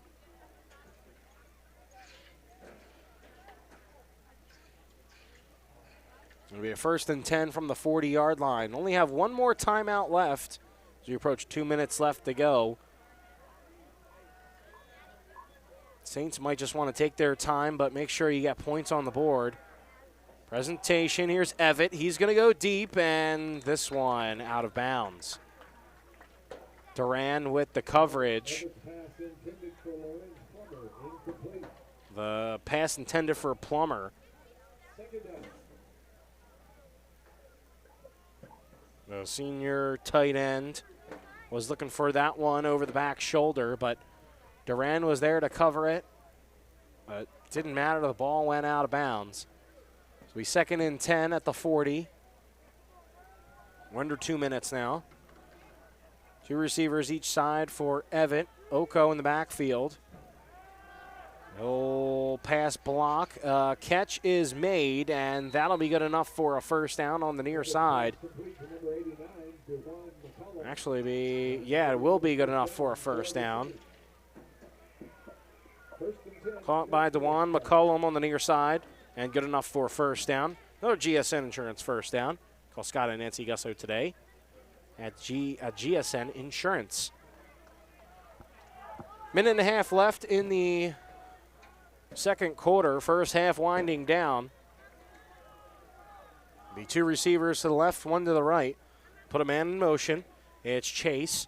He'll go to the right side. Here's Oko. Run right up the middle. Takes another linebacker head on. It's actually Duran from his, or Jay Skogerbo, excuse me. Skogerbo comes on and makes a nice hit tackle.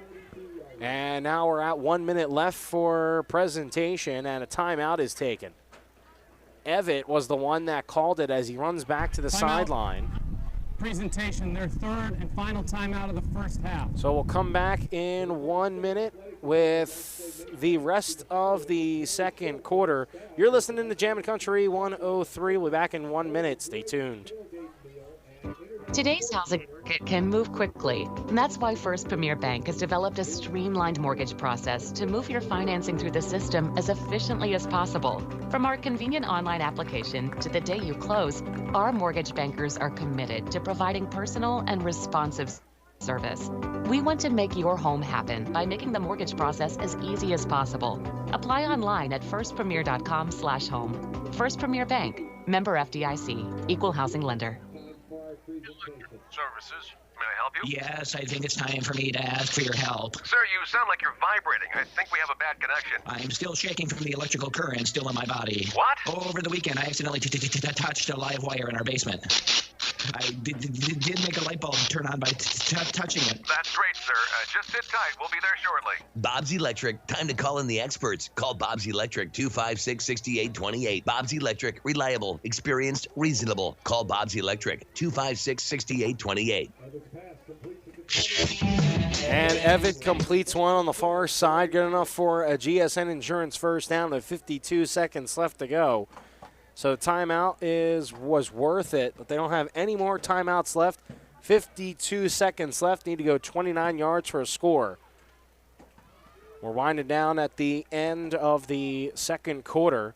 Trojans up 30-0. Once again, 52 seconds left. Here's Evitt, a 5-step drop, and it'll go deep, and it's almost picked off in and out of the hands of Skogerbo. That would have been his second interception of the game. Pass incomplete. Coverage by Skogerbo.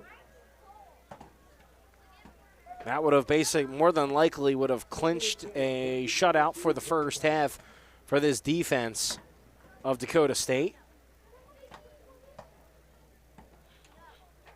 So it'll be 2nd and 10. That was actually a really good play, a nice shot to the end zone try for the Saints. So it'll be 2nd down and 10 from the 29.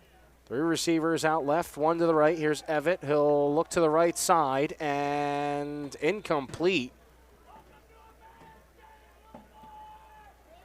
Good defense there.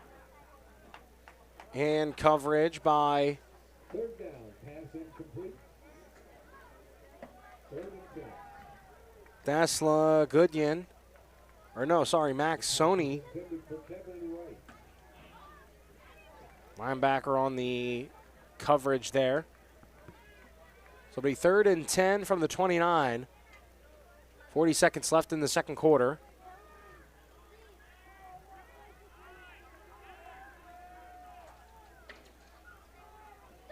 And here's Evitt from the shotgun.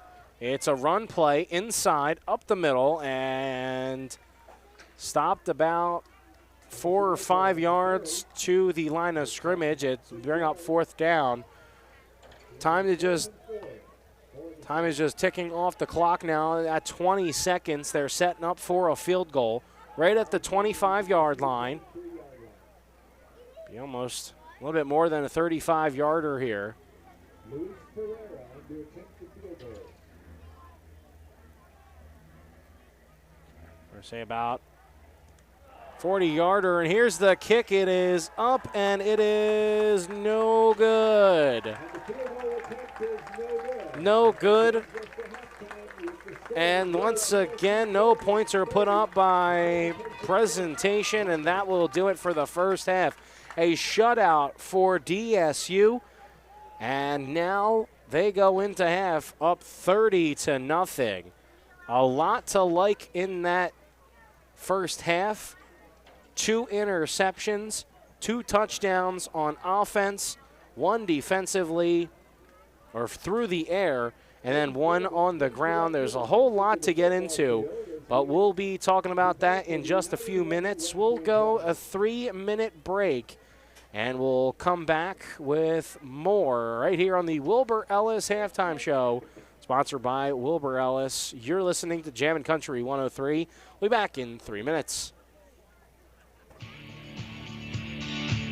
Wilbur Ellis is a leading provider of innovative solutions in seed technology, as well as plant protection and nutrition. Wilbur Ellis, located in Chester, South Dakota, providing Asgrow and DeKalb brands, various field applications, and local plot data, can provide you with expert advice for your acres. Grow smart and reduce loss. Let Wilbur Ellis address your challenges. Contact your Wilbur Ellis representative at 489-2171. At Wilbur Ellis, they never stop looking ahead. Rusty and Wyland Funeral Chapel is honored to serve local and area families in their time of need when experiencing the passing of a loved one. Mark Rustan and staff at Rustan Wyland Funeral Chapel are committed to providing the highest quality of care and services for all families who are entrusted in their care. They pride themselves on taking the time to create meaningful, appropriate, personalized services for each and every family they serve in their time of need. Mark Rustan and staff at Rustan Wyland Funeral Chapel is here for you today, tomorrow, and in the future. Have you stopped by the Dairy Queen in Madison lately? They have some great new items like a full line of grill burgers and the rotisserie-style chicken bites in a salad bowl or a basket with fries. And don't forget to grab your favorite Blizzard. If you haven't tried the Dairy Queen app yet, you are missing out. You can save time and skip the line by ordering ahead, and your order will be ready to go when you get there. Plus, get exclusive deals and earn reward points, all from your smartphone with the Dairy Queen app. Good luck to the Trojans from the Dairy Queen in Madison. Taco John's presents Olay the Day Pep Talks. Boys, we need to kick off this game with an Olay, just like breakfast at Taco John's kicks off your day with an Olay. So we're going to wrap the other team up like breakfast burritos, ice them like Mexican donut bites, and scramble them like a potato Lay scrambler. Start your day at Taco John's with bold breakfast flavors. Olay the day, boys, and let's go make them breakfast. Olay the day at Taco John's. Heartland Consumers Power District would like to wish the Dakota State Trojans good luck this season. This is Casey Crabtree, Heartland's Director of Economic Development. I'm excited to work with businesses here in Madison to help them grow and thrive. If you're looking to expand your business or in need of low-interest financing, give me a call at 256-6536. Heartland is proud to deliver reliable energy and services to the city of Madison. We believe in the power of forward thinking and want to be your trusted community partner and leader in our industry. Good luck, Trojans. You can tell a lot about a farmer by how they deal with adversity. Hard work, grit, and untamed spirit are what defines them. At Mustang Seeds, we stand with you, and we hold true to our values, proven results, and the trusted products we were founded on almost 60 years ago. We're farmers. We're untamed. We're Mustang Seeds. Contact your local district sales manager or visit mustangseeds.com. You're listening to Jammin' Country FM 103 and also on KSDN. Joe Stauffenberg here with you for the Wilbur Ellis halftime show. I want you to welcome into the Wilbur Ellis halftime show brought to you by Wilbur Ellis in Chester. Contact your local field experts today to help you grow smart, increase productivity, and reduce loss. Wilbur Ellis, where they never stop looking ahead. So, before we get to the stats and everything, they just announced the winner of the 2021 Gale R105 skid loader, valued at nearly $38,000.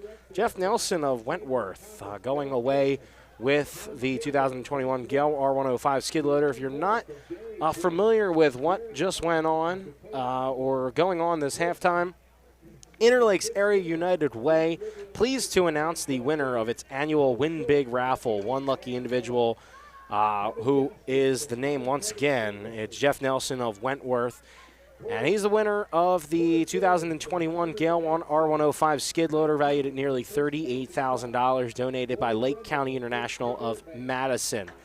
Nonprofit Interlakes Area United Way serves Lake Minor and Moody counties in South Dakota by coordinating financial and volunteer resources for vital community service programs and agencies. It seeks to improve the lives of people in need by focusing on the building blocks for a good life: education, financial stability, and health. Raffle sponsors include Lake County International First Bank and Trust, Heartland Consumers Power District, East River Electric Power Cooperative, Farm Credit Services of America, Great Western Bank, First Premier Bank, Bank West, and Dakota State University. The raffle sold 600 tickets this year, raising $60,000 for local nonprofits. Thank you to all who purchased a ticket and chose to live united, give united. So congratulations to the winner. That's an awesome prize, valued at value nearly $38,000 for the 2021 Gale R105 skid loader. So Jeff Nelson of Wentworth wins that right now. Dakota State winning this one at a score of 30-0. And it's been all Dakota State, not only on the offense, but the defense as well, helping out and setting up for some points here and there. The interception didn't go back for a touchdown, the first one from Jay Skogerbo, but did get into field goal range for Caleb Nielsen to put home the extra point. And then the other scores, Zach Brooks completed to Derek Simon-Osma for a 28-yard score, Gavin Holland for a 36-yard rush, and then Zach Brooks for Austin Lake's only completion of the day, 13 yards to the house and a touchdown. And then also Tim Evatt intercepted by Gustavo Bonilla. He ran back 65 yards for the score. And once again, DSU leads it 11-0. more first downs by Presentation, and 11-5 compared to Dakota State. You look at third down efficiency, however, 2 have been completed from the Saints, and 0-5 for Dakota State. So obviously 2 teams looking to improve on both sides. But you look at Tim Evatt, 11 of 27, 87 yards through the air and 2 interceptions. Total of 45 yards for Innocent Oko, and it will be at 45 yards on 14 rushes. They're spreading out the ball a lot. Cameron Shepard, Brecken Green, Innocent Oko, Jermaine Brown, Kevin Wright, they're all getting receptions. Leading the receptions is DeJuan McCollum at 3 for 32 yards and the longest of 15. For your Dakota State Trojans, it's Zach Brooks going 4 for 13. Started off the game at 50%, I believe, at 4 for 8, and really hasn't completed much ever since. They've been trying, I think, run the ball just a little bit more, but maybe take a chance or 2 here. They're going to get the ball in the second half. But Zach Brooks, like I said, 55 yards, 2 scores, 4 completions on 13 attempts. Gavin Holland, 4 attempts. We're seeing a lot more of him after not really seeing much of him for the first 2 games of the year. He has 4 rushes for 38 yards. And longest for 36, it was that touchdown. Jack Anderson, 2 attempts for 5 yards. And then only 4 completions. Austin Lake, Michael Hybertson, and Derek Simonosma getting into some action. Obviously, Simonosma not really playing, got those 2 receptions before going out through an injury. Could have been a leg, a knee. But 35 yards and a score for the tight end. And then extra point-wise, 3 of 4 for Caleb Nielsen with a field goal. Good for 3 points. And that's how we get the 30-0 mark as we're about halfway through the Wilbur Ellis halftime show. We'll take a quick break. We'll talk about the defenses coming up next right here on Jammin' Country FM 103. Back in 3 minutes.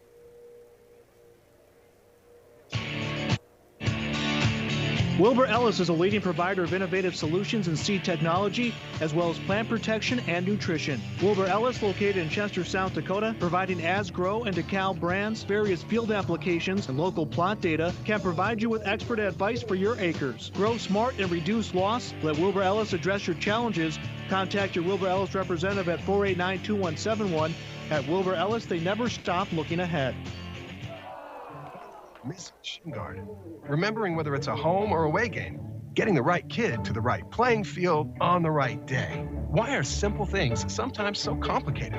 Thankfully, with auto owners, insurance doesn't have to be one of them. We work with independent agents who keep insurance simple so you can worry about more important things, like not being that fan. Oh, come on, ref! That's simple human sense. Call Scott Gusso at GSN Insurance, 556-0242, to see if it makes simple sense to switch to auto owner's insurance. Today's market can move quickly. That's why First Premier Bank has developed a streamlined mortgage process to move your financing through the system as efficiently as possible. From our convenient online application to the day you close, our mortgage bankers are committed to providing personal and responsive service. We want to make your home happen by making the mortgage process as easy as possible. Apply online at firstpremier.com/home. First Premier Bank, member FDIC, equal housing lender. Services. May I help you? Yes, I think it's time for me to ask for your help. Sir, you sound like you're vibrating. I think we have a bad connection. I'm still shaking from the electrical current still in my body. What? Over the weekend, I accidentally touched a live wire in our basement. I did make a light bulb turn on by touching it. That's great, sir. Just sit tight. We'll be there shortly. Bob's Electric. Time to call in the experts. Call Bob's Electric, 256-6828. Bob's Electric. Reliable. Experienced. Reasonable. Call Bob's Electric, 256-6828. Rusty and Wyland Funeral Chapel is honored to serve local and area families in their time of need when experiencing the passing of a loved one. Mark Rustan and staff at Rustan Wyland Funeral Chapel are committed to providing the highest quality of care and services for all families who are entrusted in their care. They pride themselves on taking the time to create meaningful, appropriate, personalized services for each and every family they serve in their time of need. Mark Rustan and staff at Rustan Wildland Funeral Chapel is here for you today, tomorrow, and in the future. Have you stopped by the Dairy Queen in Madison lately? They have some great new items like a full line of grill burgers and the rotisserie-style chicken bites in a salad bowl or a basket with fries. And don't forget to grab your favorite blizzard. If you haven't tried the Dairy Queen app yet, you are missing out. You can save time and skip the line by ordering ahead, and your order will be ready to go when you get there.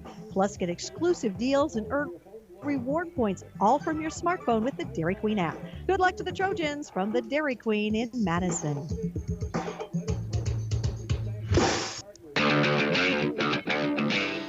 We're back here on Jammin' Country FM 103. Joe Stauffenberg here with you. Also for KSDN.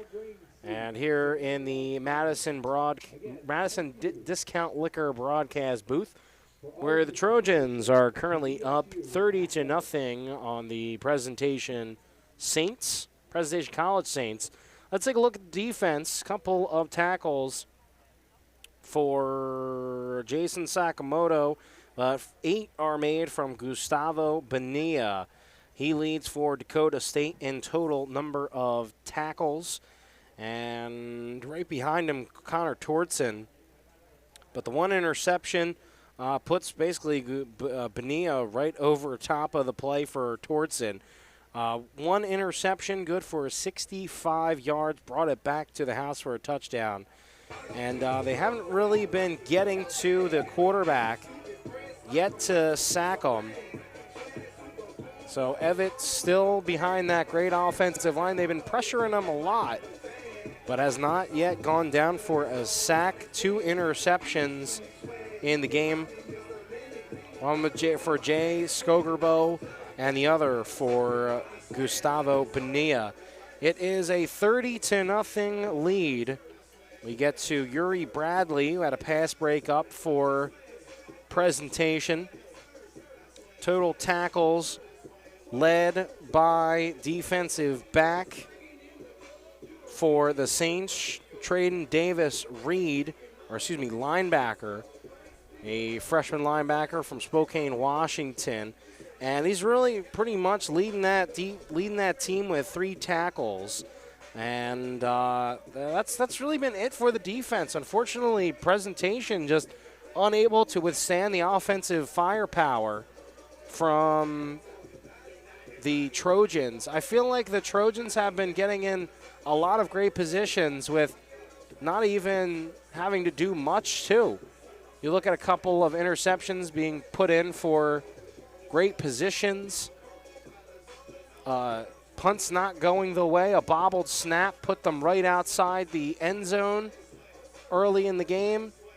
There's just a lot of things going right for DSU, and hopefully they'll continue to go right. Presentation down but not out. We'll see how they answer back to the 30-0 half-ad score. Stick around, more action headed your way. We'll be back in another 3 minutes for the second half kickoff, and DSU will get it. And we'll be back in 3 minutes. You're listening to Jammin' Country FM 103. Stick around. Trojans football coming right back.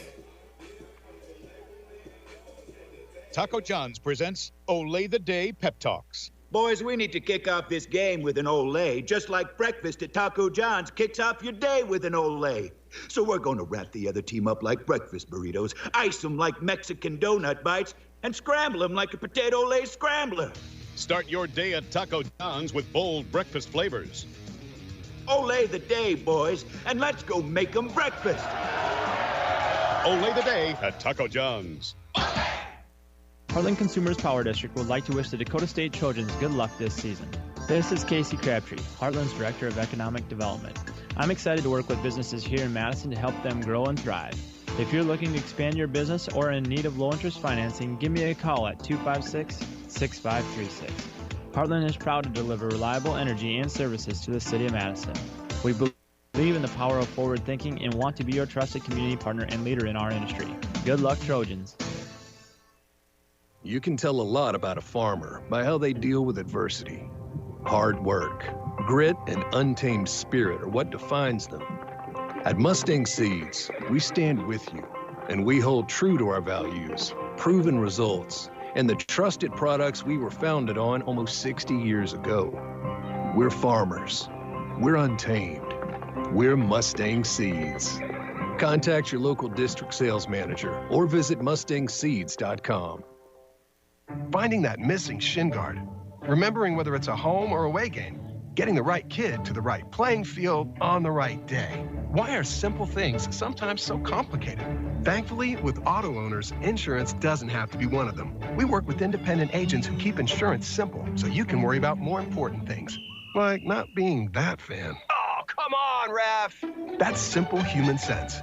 Call Scott Gusso at GSN Insurance, 556-0242, to see if it makes simple sense to switch to auto owners insurance. Today's housing market can move quickly, and that's why First Premier Bank has developed a streamlined mortgage process to move your financing through the system as efficiently as possible. From our convenient online application to the day you close, our mortgage bankers are committed to providing personal and responsive service. We want to make your home happen by making the mortgage process as easy as possible. Apply online at firstpremier.com/home. First Premier Bank, member FDIC, equal housing lender. Electrical services. May I help you? Yes, I think it's time for me to ask for your help. Sir, you sound like you're vibrating. I think we have a bad connection. I'm still shaking from the electrical current still in my body. What? Over the weekend, I accidentally touched a live wire in our basement. I did make a light bulb turn on by touching it. That's great, sir. Just sit tight. We'll be there shortly. Bob's Electric. Time to call in the experts. Call Bob's Electric, 256-6828. Bob's Electric, reliable, experienced, reasonable. Call Bob's Electric, 256-6828. Only about a minute left to go in the Wilbur Ellis Halftime Show. Thanks so much for joining us in the Wilbur Ellis Halftime Show, brought to you by Wilbur Ellis in Chester, specializing in dry liquid fertilizers, Dekalb and Asgrow seeds, and custom application of fertilizers. Contact them today at 489-2171 Wilbur Ellis, where they never stop looking ahead. As the Trojans will look ahead to the second half, I should remind you next week it will be Madison and Canton on Dakota's Best AM 1390. After both teams picking up a win, it'll be undefeated Madison, undefeated Canton. Both 4-0 teams on the year, and both teams looking for wins, number 1 and number 2 for 11A football. And both teams looking for a win. Now let's get back to the Dakota State Trojans here in Madison, trying for another victory. Got one against Dakota Wesleyan. Would love to get one here to start conference play. North Star Athletic Association play. Both teams their first game, and it would be a great start to have them both for Madison and for Dakota State to get victories to start the weekend. We'll have to see. It'll be Guzzi and Jalen Stewart. Noah Guzzi and Jalen Stewart back to receive the second half kickoff. DSU leads 30-0. We're about to receive the second half kickoff here on Jammin' Country FM 103. And, of course, the ball falls off the tee. It's got to be frustrating once when you're all ready to go and all of a sudden ball falls off the tee. It looks like they're going to have somebody come out and hold. It'll be Luis Ferreira doing the kicking. Had to come out a few times to punt away to Madison. Both punters, both kickers doing great today. So it'll be Stewart and Guzzi once again kicking off, or it'll be kicking off to him as it'll go to Stewart. He bobbles it right in, thought about taking a knee, and now he cuts back to the right side of the field, going back to the 30, near side 40, and still going right or outside around the 45, and they might have got a delayed hit. And that'll be on presentation. Looked like the penalty might be on Braxton Bates. Might have been a hit out of bounds. Delayed hit. After the play, personal foul. Defense number 6, late hit out of bounds. 15 yards added to the end of the return. First down, Dakota State. So it'll be an extra 15 yards tacked on after Braxton Bates. The inside linebacker from Taylorsville, Utah. Late hit out of bounds, and it'll be 1st and 10 now at the Saints' 38-yard line. And again, we see another great field position start for the Trojans. So they'll start with the first play of the second half. It is a handoff to Anderson as he tries to roll outside and could not get up to past the line of scrimmage. So stays there, no gain, second down, and 10 from the 38. His helmet came off.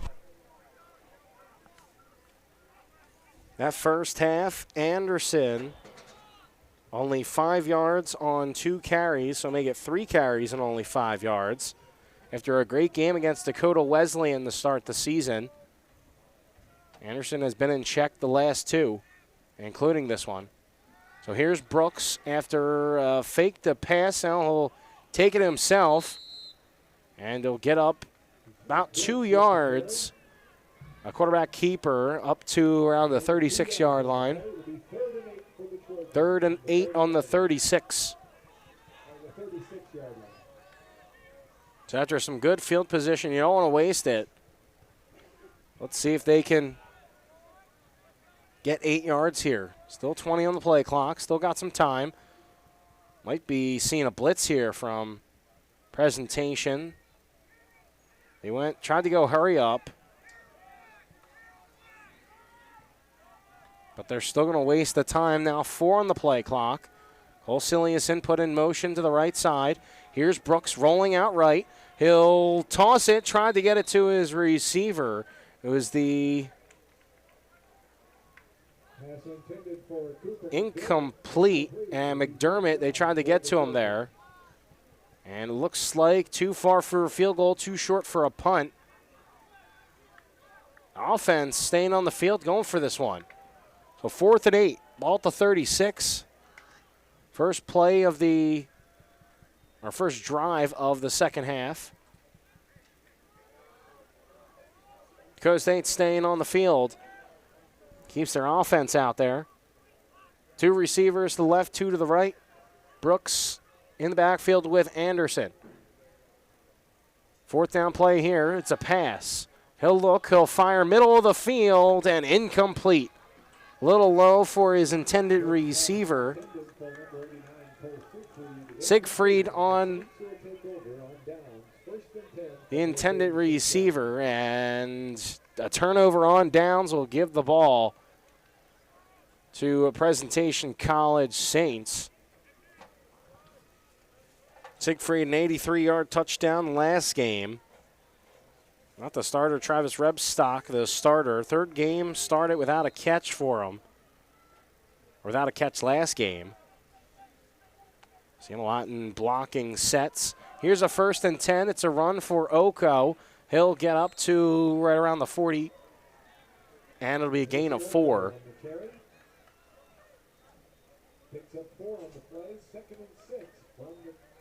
So Oko with 4 yards on the rush. It'll be 2nd and 6. 30-0 to score.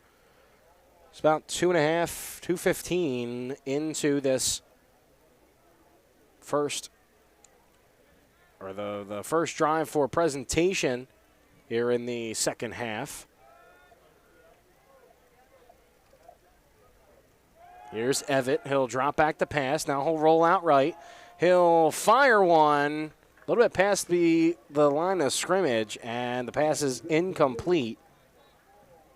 Green, the intended receiver. And now we'll give them to 3rd and 6 at the 40-yard line.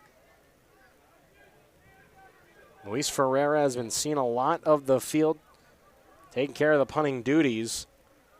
If you're the offense, you want to keep him off the field as much as possible. 5 punts, netting 217 yards, averaging around 45 yards per punt. The pass will roll out, and it will go out of bounds. Rolling out to the right was Evitt. The defense once again shows up and comes up big. And that'll be 4th and 6 from the 40-yard line. Here comes the punt unit. McDermott back out there to receive the punt.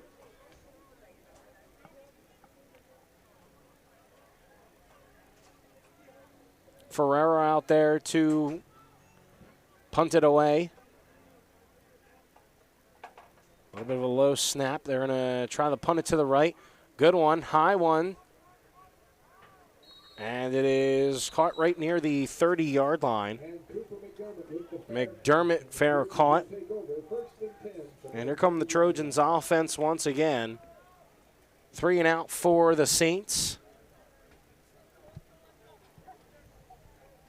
And the offense, you saw some bright spots to get down to the field, but the defense just stalling them. And the last couple of drives, it feels like it's just they're running in place, not going anywhere.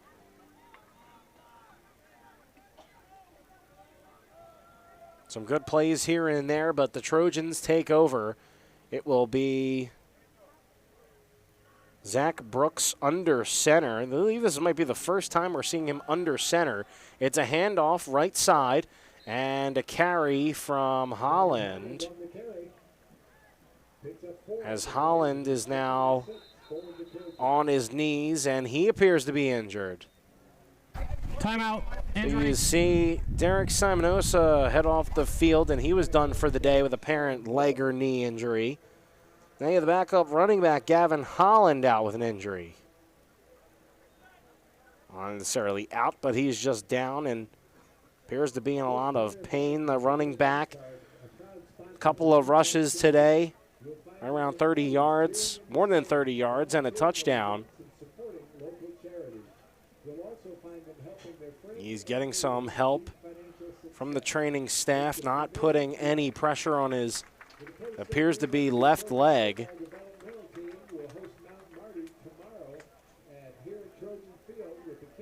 And he's getting a lot of help. Not necessarily a lot of help, just getting help from the staff all the way to the trainer's table. Won't think we'll see Gavin Holland maybe for the rest of the game here. So we'll have to see 2nd and 6 now for the Trojans. Keep an eye out on here. It'll be Zach Brooks under center once again. And it's a handoff. This time it's up the middle to Jack Anderson, still charging along. And that'll be good enough for a GSN Insurance first down. Number 73 of the offense must come off the field for one play. His helmet came off. And now another injury. It's a player from the offensive line. On the offense, set the play clock to 25 seconds. Guys are going down like crazy. Noah Schwab making his first start of the season. Converted from a tight end. And another apparent leg injury, knee injury.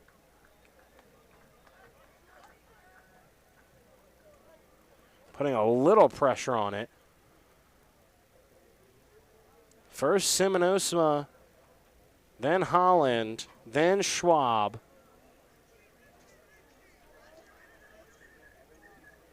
Oi. So he'll get some help onto the sideline, but it's GSN Insurance first down. Call Scott and Nancy Gusso today at GSN Insurance. It's a first down, and it's going to be a handoff to Anderson. Flag on the play in the backfield. Might be coming back after a gain of about 2 or 3.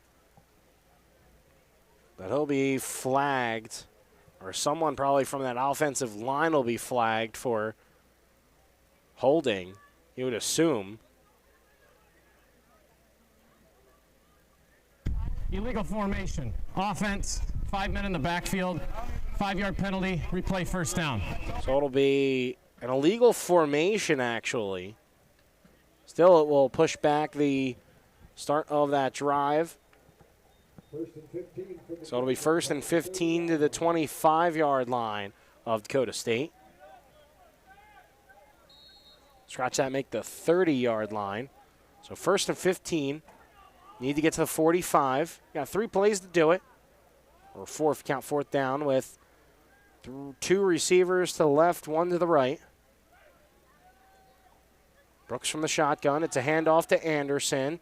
And he'll charge along, get back to the original line of scrimmage now for 2nd down and 10. So you take away those 5 yards, but you basically just lose that down. So it's 2nd and 10 from the 35. You hate to see all these injuries.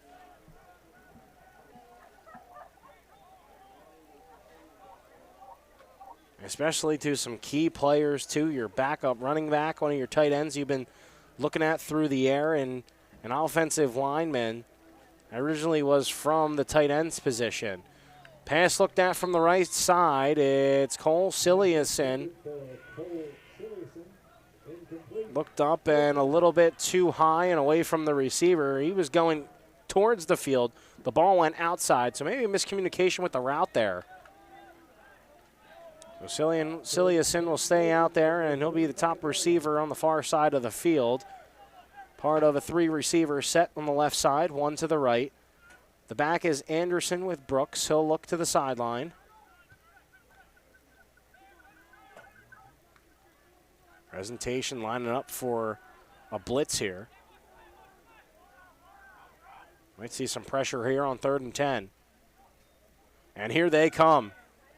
And Brooks able to get it away to Anderson. Anderson spins off a defender but is caught up.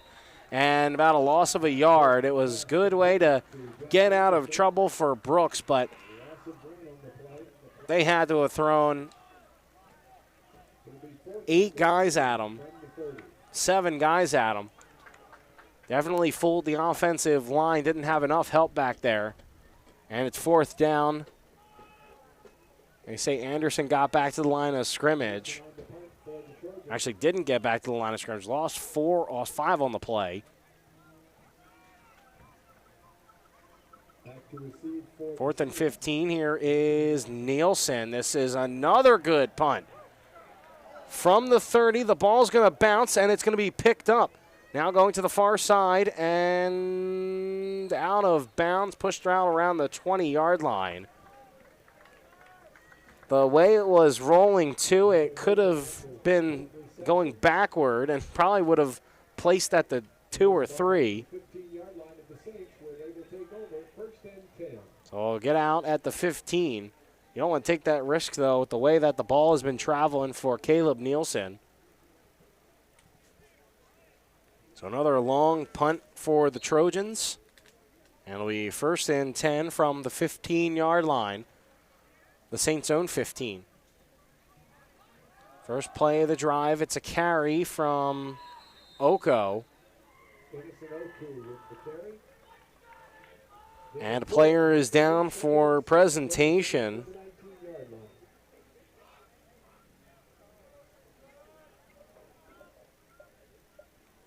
I believe it was Evitt. But he appears to be okay, I guess. Got up before any whistles were blown. He stayed on the ground for a little bit. You wouldn't think he would be on the ground because it was a run play. It was a gain of 4 for Oko. 8:33 left to go. It's still 30-0. And here is Evitt. He'll roll out to the right on the play action pass and caught right near the 1st down marker.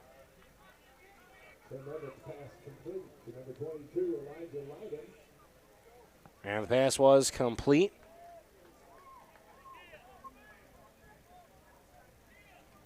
Opposite way, it's going to be 3rd and 1 now. They're going to put the ball right at the 24-yard line.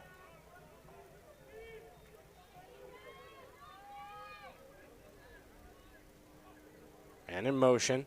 It goes back to the left side. Here's a run up the middle. And did he get there? It's going to be close. It was Oko, a run right up the middle. That was Green who got it. But it will be short.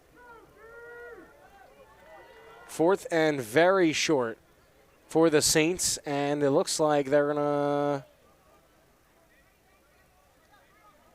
Right now, the offense coming off the field and the punt team coming on. I don't know, very short, down 30-0. As here goes the punt. Ball in the air from Ferreira, excuse me. And Guzzi will let it go. Not even near it, and the ball will be touched up right around the 39-yard line. So it'll be 1st and 10 for the Trojans.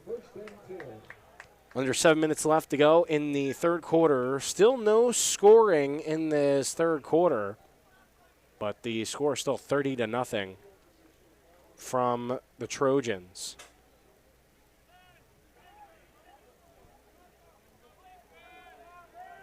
I don't know, 4th and short there. It would have,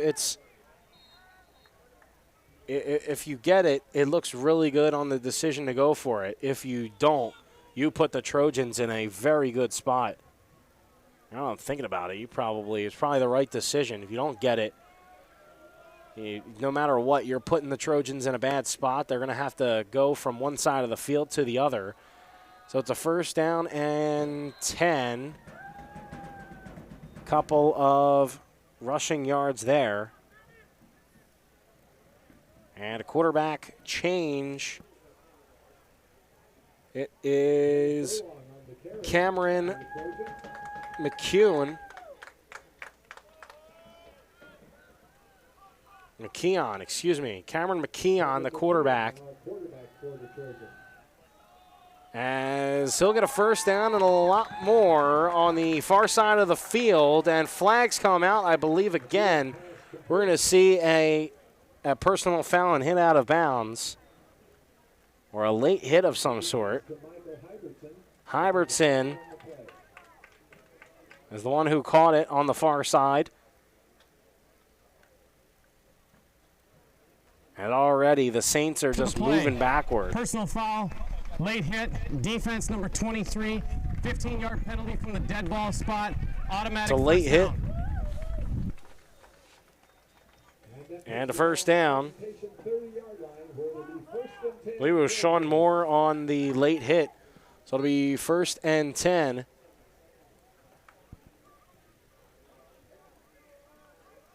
Cameron McKeon will hand it off, and getting a couple of yards on the 1st down, or after the 1st down, Furlong with the carry. 3-yard gain. Moves it from the 30 to the 27-yard line.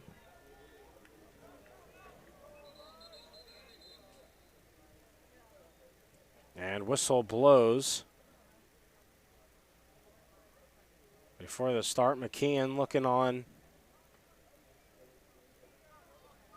Might have been a clock issue of some sort. So it's 2nd and 7, right outside the Case IH red zone. As McKeon will look to the left side, it's a catch. And right around the 1st down marker, they're going to give him forward progress right at the 20. And yes, they will give him a 1st down. It's a GSN Insurance 1st down. These are my favorite to call. GSN Insurance 1st down. Brought to you by GSN Insurance of Madison. No account is too big or too small. We like them all. And then that gets them into the Case IH Red Zone for service and advice you can trust. Stop in the Case IH Red Zone at Lake County International in Madison. It's 1st and 10 at the 20-yard line. Here's McKeon. He'll load up, throw, and is it picked? Yes, it will. An interception in the red zone, and a turnover will give Presentation the ball with just more than 5 minutes left to go in the third quarter.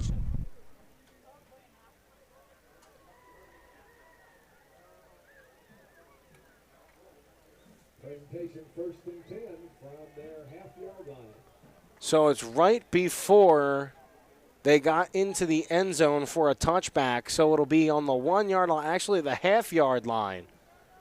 So the defense has to load up here for maybe going after either the running back or the quarterback on the half-yard line. Let's see what they can do. Evitt, it's a handoff, and they're going to give the running back that half a yard, I believe. That no gain. The defense saying, oh, that was a safety.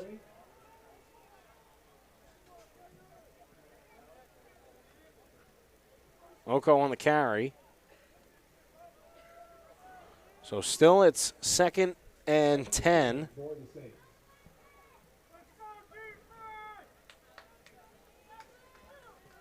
Third quarter.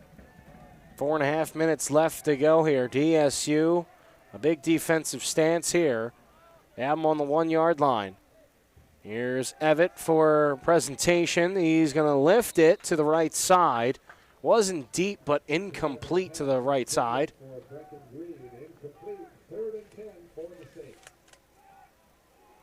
Brecken Green, the intended receiver. The running back wanted to get that one a little bit too high for him.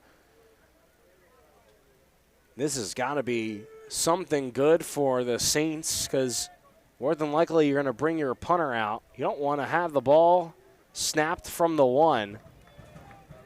Or that, or you got to get the punt out deep or punt out quick.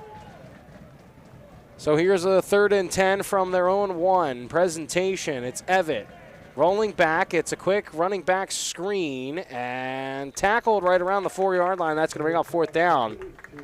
Gets a couple of yards. Oko on the catch on the screen, and it'll be 4th and 7. So it is a gain of 3, puts them all on the 4 yard line. 4th and 7 gives a little bit of room for Luis Ferreira. Ferreira hugging that back line of the end zone.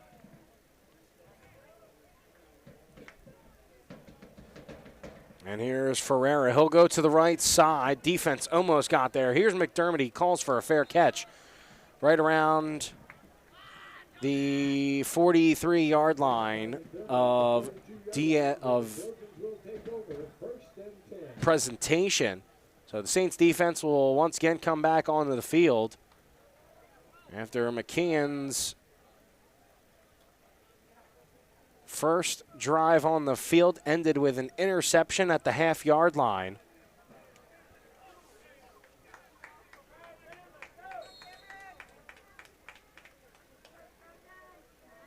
Interception was from Sean Moore.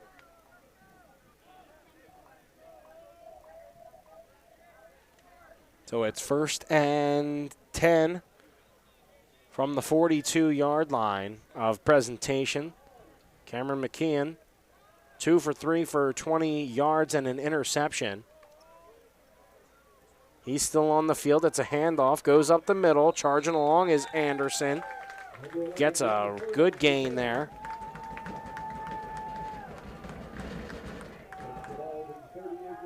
Actually, be Furlong, excuse me. Furlong staying out there with McKeon. Put Siegfried in motion. We'll put him right back to the right side. Here's a run from Furlong again, and it'll be stopped behind the line of scrimmage. Furlong, first touches of the season. And it looks like Saint down on the field. Both teams having a lot of injuries. I don't know what the injuries have done to both teams. Tune into the DSU Athletics website at dsuathletics.com for more information and activities. Seeing a lot of them today. Not good. Not good at all.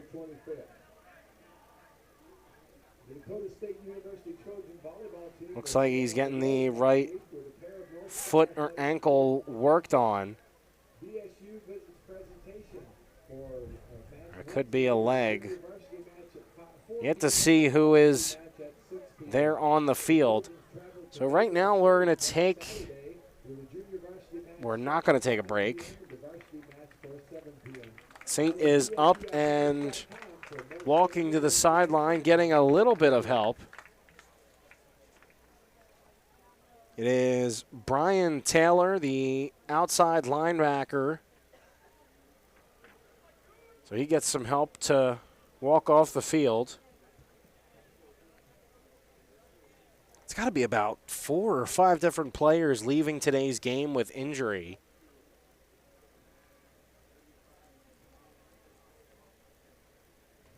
And they're occurring from all different positions. A running back and a tight end for Dakota State. Obviously, the linebacker for Presentation. The right tackle for DSU. So we're back here for play. It's a 3rd and 5 from the 38-yard line of Presentation.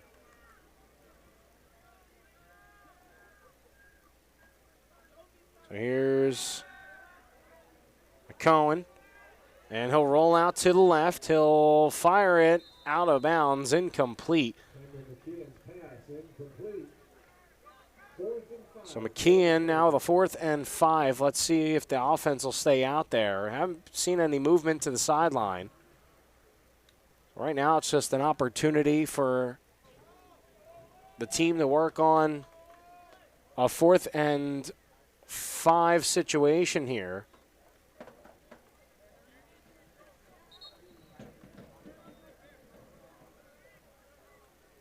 McCown in the in the backfield. Running back Furlong. 2 receivers each side. It's a 4th and 5. McCann drop back to pass. Rush coming.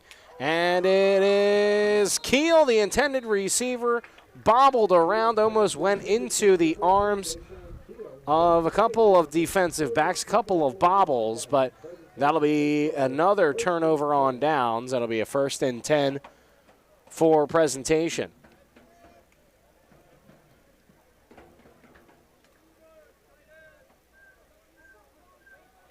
Defense comes back onto the field.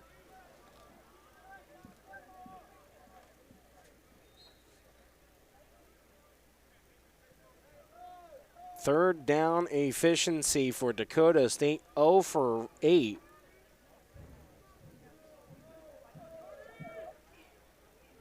.99 rushing yards total for Dakota State. And now we'll see a run here from Presentation. Green on the carry. And no gain, getting back to the line of scrimmage. Looking at the offense for Presentation, only 95 yards through the air. Evitt is the one with 2 interceptions as well on the ground. Oko, 53 yards. Longest of only 8 for 17 rushes. He's the leading rusher. DeJuan McCullum still has only 3 receptions for 32 yards. 8 different receivers have touched the ball from Evitt. This one is taken for a 1st down near side of the field. Oko trying to run through a couple of Trojans to get that one. It's good enough for a GSN Insurance 1st down. Being brought to you by GSN Insurance of Madison. No account is too big or too small. We like them all. Joe Stauffenberg here in the Madison Discount Liquor broadcast booth here in the second half. We're almost at the end of the 3rd quarter. Minute 20 left. And it's 30-0. DSU on top. Presentation, a good-looking drive here to get downfield. Here's Evitt. He'll go, and it's intercepted. Not deep enough. The ball is picked off once again. 3 interceptions, this defense. And once again, the ball will be going back to the offense. Max Sony on the interception. That's 3 today. 3 total picks for this defense.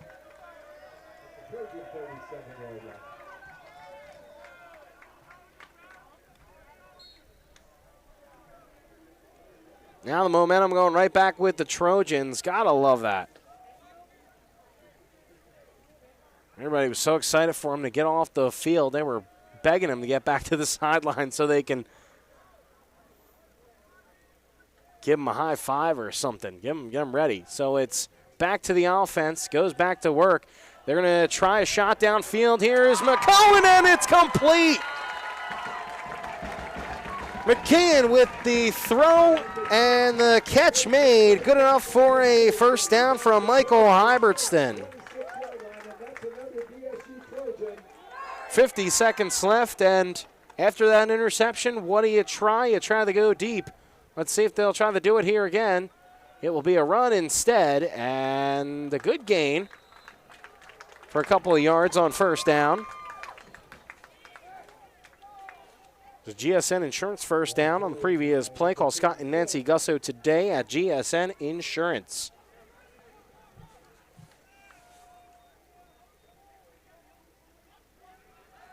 And McKeon, once again, will get his target, Hybertson. He'll get inside the 20-yard line. The Trojans inside the Case IH red zone. One equipment that's both power and efficient. It's only available in red at your Case IH dealer at Lake County International. It's also a GSN Insurance first down brought to you by GSN Insurance of Madison. No account is too big or too small. We like them all. And that's going to do it. The last play is a first down. We'll get to the fourth quarter when we return after this 1 minute break.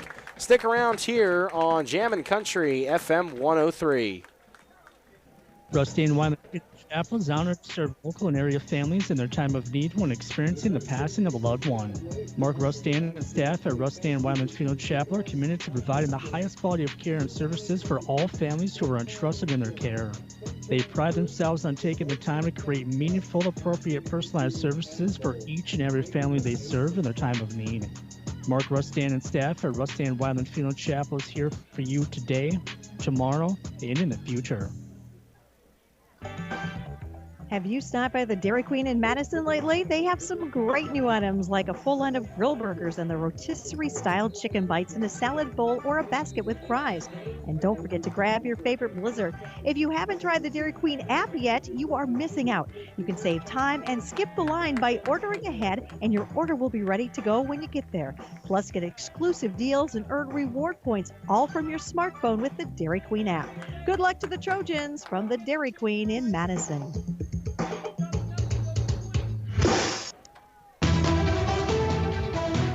Listening to Jammin' Country, FM 103. Joe Steinberg here with you in the Madison Discount Liquor broadcast booth. 30-0 the score as we just start the fourth quarter here. Karen McKeon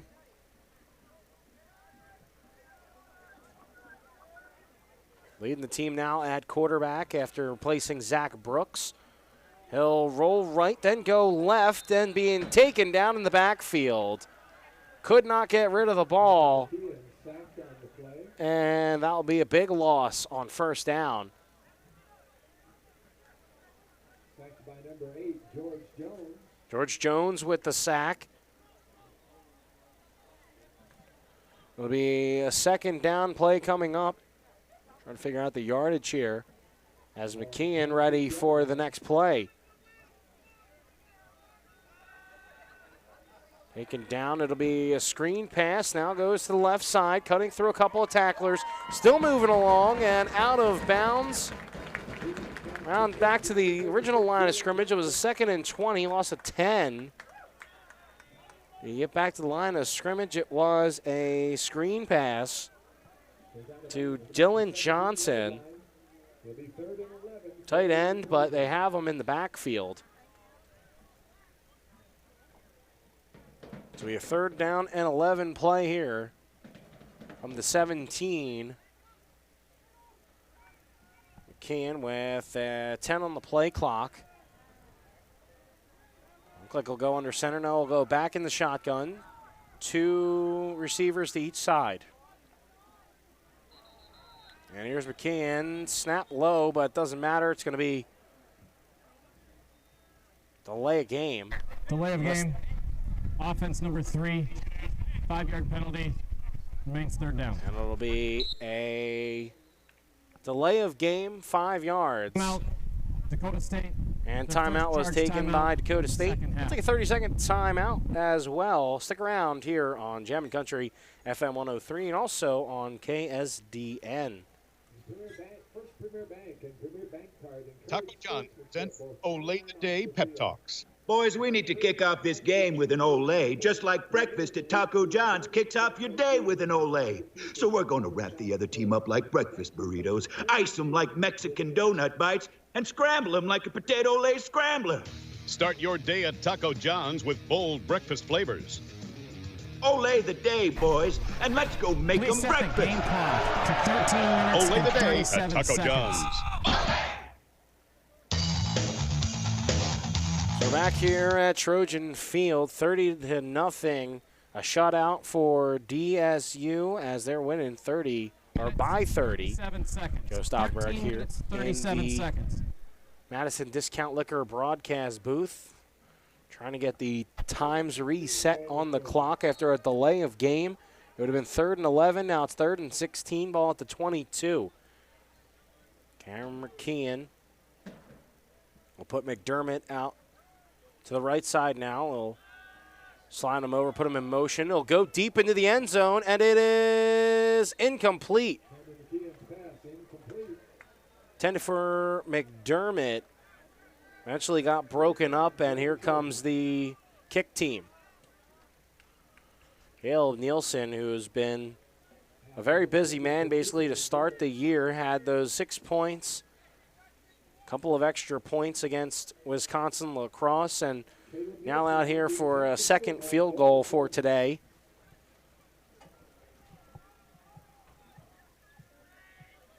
Good snap, good hold. The kick is up, has plenty of leg, and it's through the uprights. 13-31, the score, 33-0. The shutout's still intact. Let's see what the defense can do when we return. 30-second break. We'll be right back here on the home of Trojans football, Jammin' Country, FM 103. Heartland Consumers Power District would like to wish the Dakota State Trojans good luck this season. This is Casey Crabtree, Heartland's Director of Economic Development. I'm excited to work with businesses here in Madison to help them grow and thrive. If you're looking to expand your business or in need of low-interest financing, give me a call at 256-6536. Heartland is proud to deliver reliable energy and services to the city of Madison. We believe in the power of forward thinking and want to be your trusted community partner and leader in our industry. Good luck, Trojans.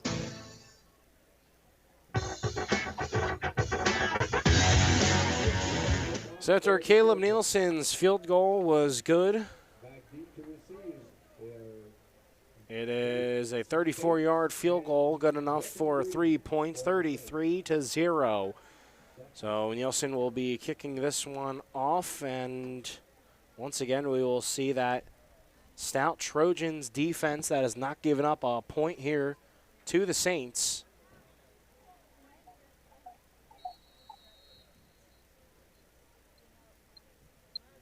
They've 9-2 overall record against Presentation College. Could make it 10 wins with a win here. Ball will sail into the end zone for a touchback.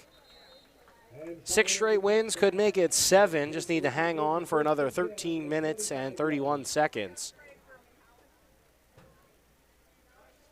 A 2021 Gale R105 skid loader once again found a winner for the Indian Lakes Area United Way giveaway for the Win Big raffle.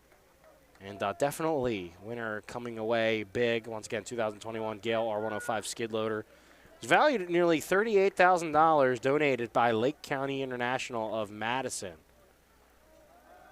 Evitt, he gets the snap, will roll to the right, and will take off.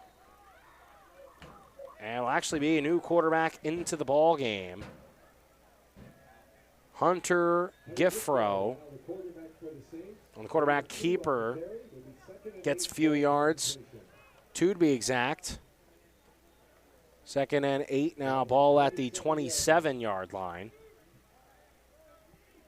The sponsors for the raffle included Lake County International, First Bank and Trust, Heartland Consumers Power District, East River Electric Power Cooperative, Farm Credit Services of America, Great Western Bank, First Premier Bank, Bank West, and Dakota State University. The SU winning 33-0 here. It's another quarterback keeper. They're going to throw the option outside, and they'll get close to the first down, and there goes the flag. It's a late hit out of bounds.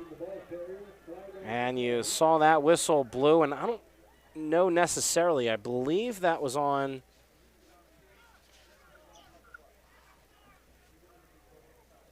Cody Brown. Play, personal foul. Late hit, number 98, defense. Yeah, it was on Cody Brown. I don't think he meant to do it. It's just it's automatic first down. You got to call it.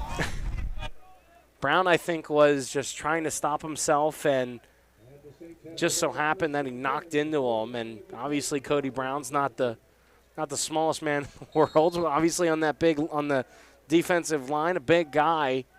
You knock into somebody, you're probably gonna push him far. There goes Giffro right up the middle after the quarterback keeper. After the first down from the penalty, another GSN Insurance first down. A keeper there and good enough for a first down. GSN Insurance. No count is too big or too small. They like them all. So it'll be a 1st and 10 from the 33-yard line. Time keeps ticking away. Time's running out for the Saints here. Giffro, looked like a handoff, but a keeper and a great play in the backfield. And made by Cody Brown. So after that penalty, trying to get some yards back with that stop on the rush. And I'll be put on the 36-yard line.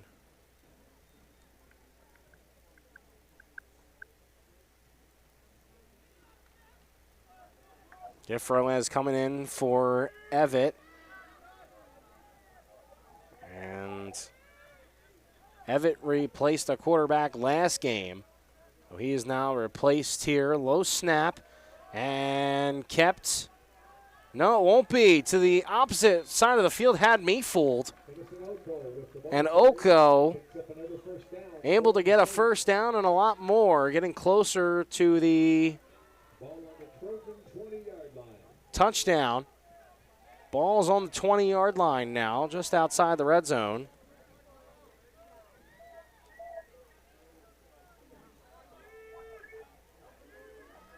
Really moving the ball down the field only basically with this run game. Here's Giffro. Thought about handing it off, but keeps it. The running back got blown up behind the play. It was Oko, so Giffro does a good job of keeping it. So instead of a loss of about 4 or 5, it's a gain of about 2. I'm sure you'll take that gain of 2 over any loss. It's 2nd and 8 at the 18-yard marker. Right in the middle of the field here. And Presentation trying to get on the board for the first time today. 10:20 left in the fourth quarter. Defense doesn't want that to happen. They don't want any points scored.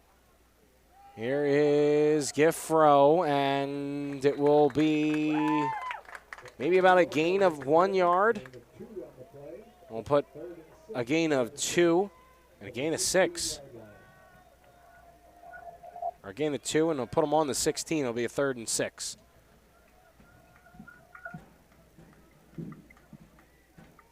So defense not going anywhere, and if you're a Presentation, you want to make sure you want to get this, because 4th down, I don't know, if you don't get this, I feel like you got to go for it. At least just try for the score. 3 receivers to the left, 1 to the right. They'll try to throw it, and it'll be good enough for a first down.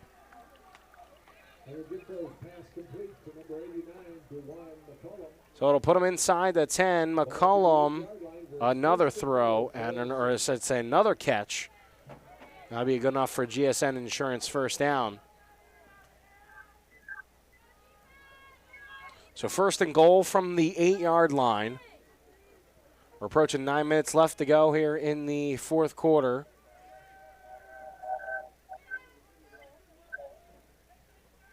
Giffro, senior quarterback, 6'2", runs the option. He'll take it himself. He'll run to the goal line. He'll be about 2 yards short, but a flag is thrown.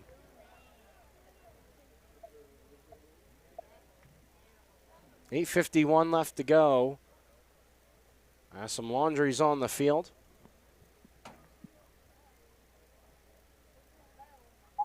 Personal foul. Unnecessary roughness, number 8, defense. Half the distance to the goal. Automatic first down. Noah Guzzi, unnecessary roughness. So that will push the team closer to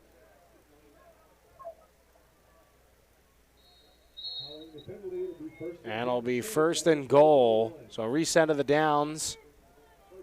Even though that one play was right there, it'll be first and goal from the 1.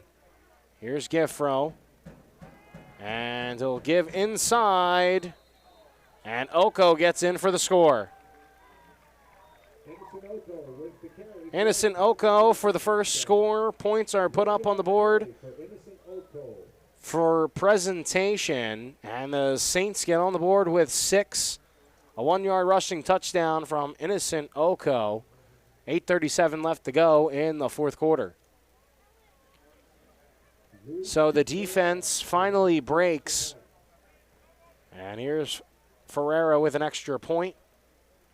Good snap, good hold, and the kick is up and good. 6 points are put up, followed by 1 extra point for 7. It's 33-7. DSU leads here in the fourth quarter. We'll take a 30-second break. We'll take a 30-second timeout, and then we'll come back with more DSU football. They'll receive the ball on the kickoff. We get back from the break. You're listening to Jammin' Country FM 103 and also KSDN. You can tell a farmer by how they deal with adversity, hard work, grit, and untamed spirit, what defines them. At Mustang Seeds, we stand with you, and we hold true values, results, the products we were founded 60 years ago. We're farmers, untamed. We're Mustang Seeds. Contact your local district sales manager or visit mustangseeds.com. Back here at Trojan Field as the Trojans will set to receive the kick after 6 points were put up by Innocent Oko.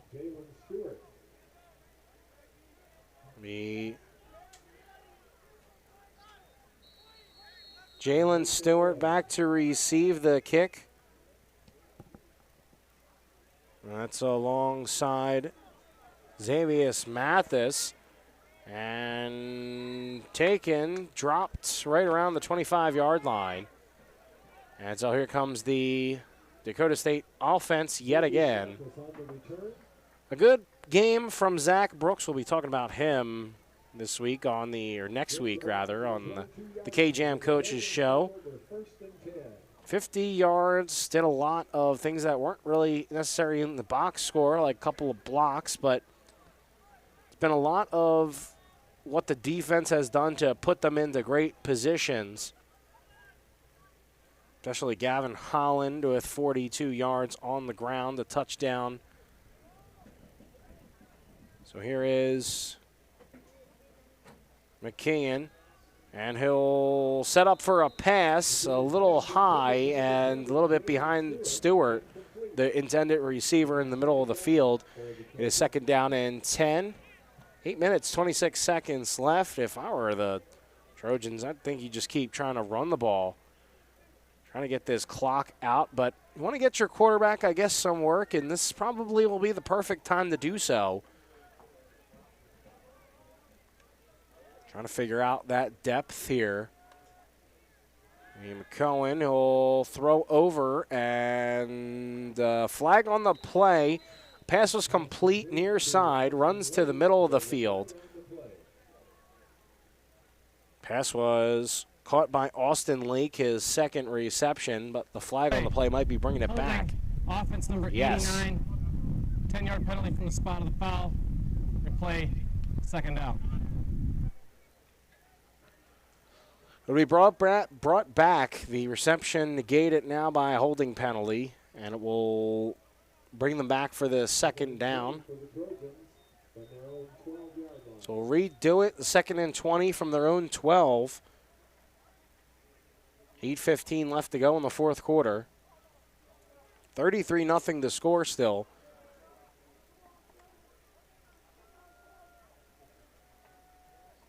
McCowan will load up. He'll throw far side, and it is incomplete. As Dakota State looking for a flag, didn't get it. I believe both receivers just got tripped up on each other. Went deep for Cole Siliuson. There is a flag on the play.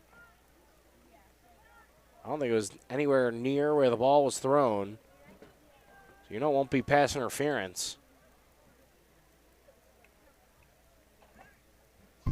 Holding. Offense number 58. And another hold. Decline, third down. So they're going to decline it for 3rd and 20. It's not a bad idea to get them to third down instead of making it a 2nd and 30 for another chance for them to gain maybe about 15 yards for each play for a first down. So they'll take that third down. You need 20 yards here to keep this drive alive. 2 receivers each side for McCowan. He'll step up into the pocket. He'll deliver a ball middle of the field and dropped a little bit behind the receiver. It'll be 4th down.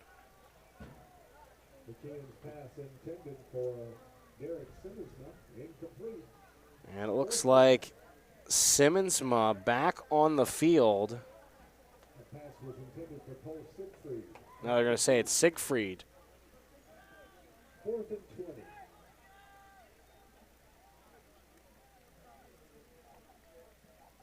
So Siegfried on the intended receiver, a little bit behind him, and another punt about to come for Nielsen. Setting up the next couple of games for the Trojans, as this kick is a good one. Received right around the 37-yard line, brought out to the 45, now the 40, now the 35 on the far side of the field. Still going, and a good run back here for presentation. Gets them all the way back to around the 28-yard line. Punt in great field position with 7:37 left to go in the fourth quarter. Setting the next couple of games for DSU. Presentation obviously today with Mayville. Mayville State comes to town senior day and will be homecoming. Run play good for about only a yard, maybe a half a yard there. And it's a 2-game road trip at Waldorf and then at Dickinson State on October 2nd and October 9th, respectively. October 16th, Valley City State comes to Trojan Field. And Iowa Wesleyan, October 23rd at 1 p.m., followed by 2 more matchups on the road. It'll be Valley City State November 16th and then November 13th at Presentation. So you see the Saints twice. A lot to learn from this matchup. Here's Guroff, and the pick, or the play is the ball's dropped by Giffrow. And it'll be dropped, so make it third down from Chase, a drop. And it will be 3rd and 9 at the 25. So after a score last drive, trying to stay alive on this drive, under 7 minutes left to go. It's 33-7. DSU has the lead. 3 receivers out right, 1 to the left. A running back with Giffrow to the left. Giffrow will load up the pass. So he'll find a wide open receiver up the middle. A great angle to the house, and that's a touchdown. 6 more points are put up on the board here in the fourth quarter. And lead is now cut to 20. Catch made and 25-yard score for Marshall Chase for 6 points. Ferreira on to kick the extra point with 6 minutes and 46 seconds left to go in the fourth. The kick is up, and the kick is no good. So the lead will stay at 20 as the defense breaks yet again. The 6 points are scored off a touchdown pass from Giffro to Chase. Will be back in 30 seconds where DSU will once again get the ball back. 6 minutes, 46 seconds left to go in the fourth quarter. Stick around here on Jammin' Country 103. You can tell a lot about a farmer by how they deal with adversity. Hard work, grit, and untamed spirit are what defines them. At Mustang Seeds, we stand with you, and we hold true to our values, proven results, and the trusted products we were founded on almost 60 years ago. We're farmers. We're untamed. We're Mustang Seeds. Contact your local district sales manager or visit mustangseeds.com.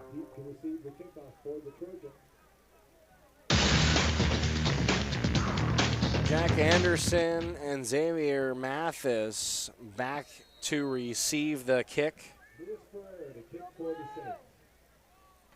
Xavier Mathis, a good run back last time. Be out there with Anderson. But 6 points were put up. The field goal was no good. It's a 20-point lead for DSU. Around 6:45 left to go in the fourth quarter. Taken by Anderson and still charging along. That's a great run back and a great start to that drive. Right up to the 44-yard line, 43-yard line. It was picked up right around the 10, and man, the acceleration that Anderson has, might see him on more kickoffs.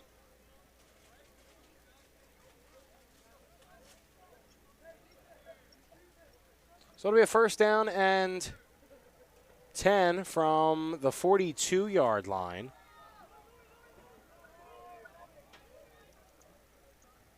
DSU has Brooks back out there at quarterback. And penalty marker out. Play of game. Offense number 8. 5-yard penalty. First down. The delay game will push the Trojans back 5. Head coach Josh Anderson a little animated on the sideline there, a little frustrated with his offense there. He's not getting ready in time. 2 receivers to the right. A running back with Brooks. Repstock out there for a block. He'll hand it off to Furlong. He'll fight up, get past the original line of scrimmage. About 2 yards, so it'll be a 2nd and 8. Furlong has come in and delivered some nice rushes. 4 rushes for 11 before that one. You're looking at 5 rushes, 16 yards now for the running back. Here's Brooks once again. Instead of a handoff, he'll throw it. He'll get it to a receiver out wide, right side. And a couple of spins and a good acceleration will get close to that first down, make third down a heck of a lot easier. 3rd and 2. The pass to Austin Lake, the freshman wide receiver, now with 3 receptions. Michael Hyberston is still the leader with 5, and there goes the running back right through the pile. There goes Furlong. It's a touchdown. In for 6, Furlong breaks through the pile. Looked like he was going to be down after the first down marker, but keeps the legs churning. And 6 points put up by the senior running back. 39-13 DSU with 5:25 left to go in the fourth. Nielsen out to kick the extra point. Down on the play clock. High snap, but the hold is down. The kick is up, and it is good. The lead extended now 40-13 after a long rush there from Brenner Furlong. A 50-yard score for a touchdown. 6 rushes, 68 yards. We'll be back in 30 seconds. Right after the break, we'll have the rest of the fourth quarter here on Jammin' Country 103. Finding that missing shin guard. Remembering whether it's a home or away game. Getting the right kid to the right playing field on the right day. Why are simple things sometimes so complicated? Thankfully, with auto owners, insurance doesn't have to be one of them. We work with independent agents who keep insurance simple so you can worry about more important things, like not being that fan. Oh, come on, Ref. That's simple human sense. Call Scott Gusso at GSN Insurance, 556-0242, to see if it makes simple sense to switch to auto owners insurance. Lawson and Green ready to receive the kick from Caleb Nielsen. After he tacked on the extra point, Brenner Furlong's 50-yard rush for a touchdown. Extended the lead at that point to 39-13, and then the extra point made it 40. Kick is back, and they're going to let it go into the end zone. It'll be a touchback. First and 10 on the 25. With 5:25 left to go in the fourth quarter. So we don't know how long that Gavin Holland, if anything, he'll be out for maybe a week or two or even multiple weeks. I just saw on the sideline Brenner Furlong coming right up to Gavin Holland, probably saying, you know what, I got you. It was a huge run for Furlong. Clocked at 25 seconds and started on my whistle. As Giffro comes back out in the field, the lone in the backfield, and throw and catch good enough to get right around the first down marker. McCullum again, another reception. Leads the team with 5 after a 9-yard gain on the field. 5 receptions, 49 yards.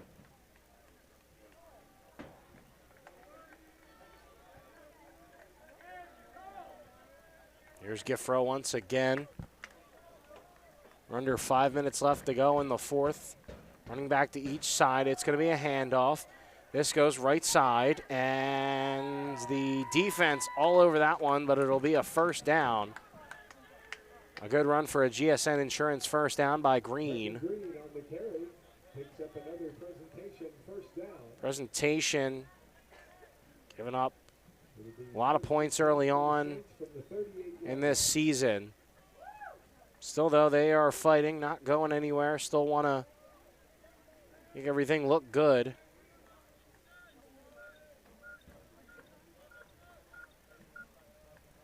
Still want to try to get down the field and maybe another score. Still got 4 minutes to do that. Here's Giffro. He'll try to get into that defensive line. I think the ball came loose. DSU saying that they have it. Whistles are blowing. And Soko. And it's going to be DSU ball. The fumble. And picked up by DSU. Oko fumbles. And it'll be first down DSU. Ben'll shake with the recovery. It'll be first and 10 now from the presentation. 39. It'll be first and 10. 4 minutes left to go with Brooks back out in the field. Brenner Furlong, I don't know if he got enough, probably got enough rest from that long rush. I'm sure we'll see him get some more here. Here's Brooks under center. Receiver to each side. They stack the line. And here is Furlong. He'll get stopped behind the line of scrimmage. And Furlong goes nowhere. Actually goes backward on that play, I believe. 3-yard loss from Furlong.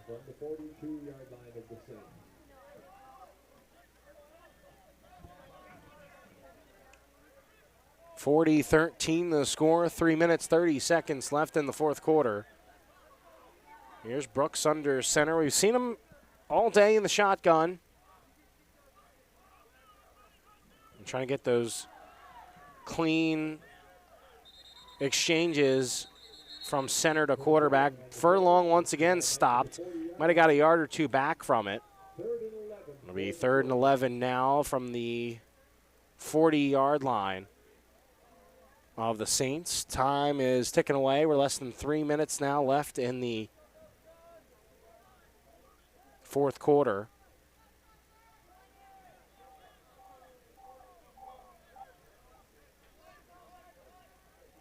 Brooks, 2 receivers to the right.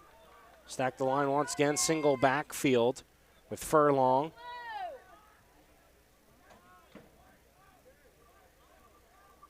And here's Furlong with a whistle blown.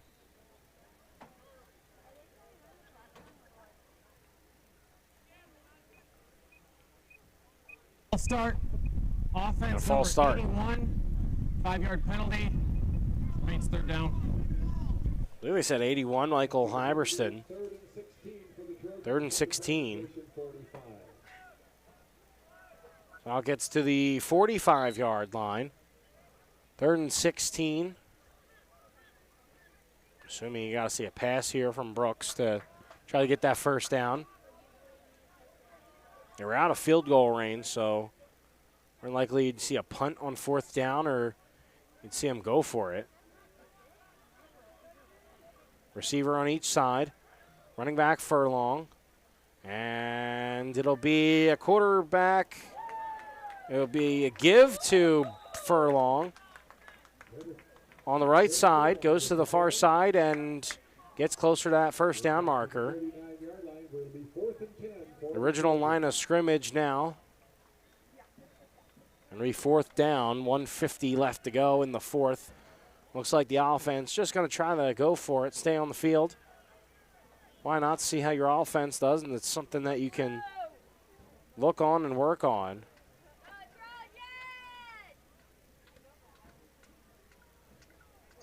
Only 1 3rd down completed in the game for Dakota State out of 12 chances. And it looks like a timeout is called by DSU. 1 minute, 20 seconds left. We'll take a quick 30-second timeout here on Jammin' Country 103. We'll come back with the rest of the fourth quarter. Stick around on 103.1 FM. Today's housing market can move quickly, and that's why First Premier Bank has developed a streamlined mortgage process to move your financing through the system as efficiently as possible. From our convenient online application to the day you close, our mortgage bankers are committed to providing personal and responsive service. We want to make your home happen by making the mortgage process as easy as possible. Apply online at firstpremier.com/home. First Premier Bank, member FDIC, equal housing lender. You're listening to Jammin' Country FM 103, a minute 20 left, 40-13 the score as we get to 4th and 10 after Dakota State will try for this 4th down. At least they kept the offense on the field right up until they called the timeout. They'll have only 1 left. But if you ask me, I don't think they'll really need it for the end of the game.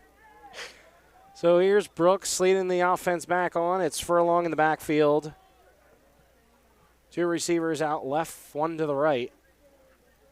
Move Furlong to the right side.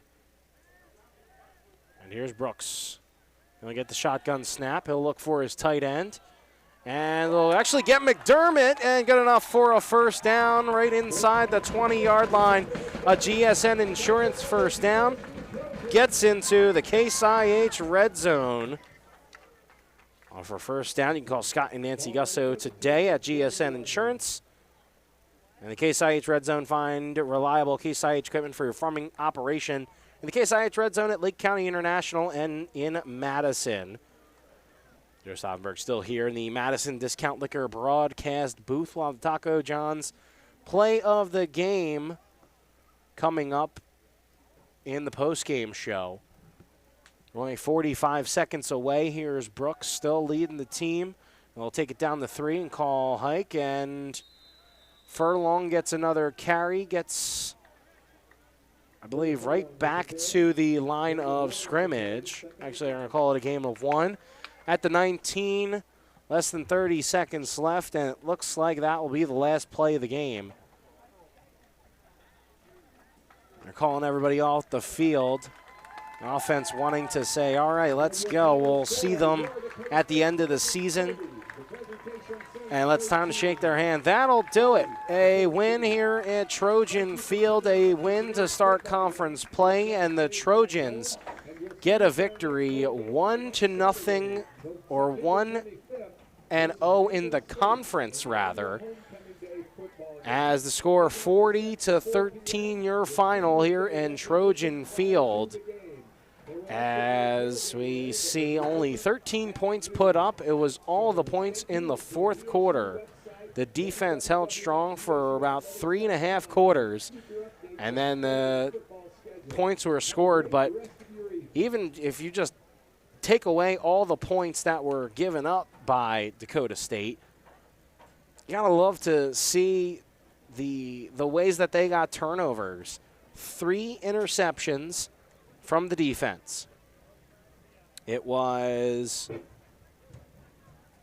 for Dakota State, it was Gustavo Bonilla with an interception, Jay Skogerbo with an interception, Max Sony with an interception.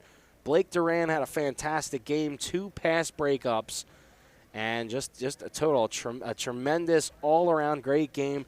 The special teams were great. Punts by Caleb Nielsen were great. Pinning them back, and the defense put the offense in great positions to go forward and to score. Gustavo Bonilla with 11 total tackles led the team this game. The total for kicking, and I should say punting rather, Caleb Nielsen, 356 yards, longest for 67 yards. And 6 total punts, 3 inside the 20, and 5 of them were 50-plus yards. So you got to love the special teams. The defense got turnovers, the 3 interceptions, and then, that 1 forced fumble. And then the offense took care of business after being set up by the defense. So we'll come back in just a couple of minutes. We'll take a 3-minute step off. We'll come back to here on Jammin' Country FM 103. We'll come back with the Mustang Seeds postgame show right here on FM 103. You can tell a lot about a farmer by how they deal with adversity. Hard work, grit, and untamed spirit are what defines them. At Mustang Seeds, we stand with you. And we hold true to our values, proven results, and the trusted products we were found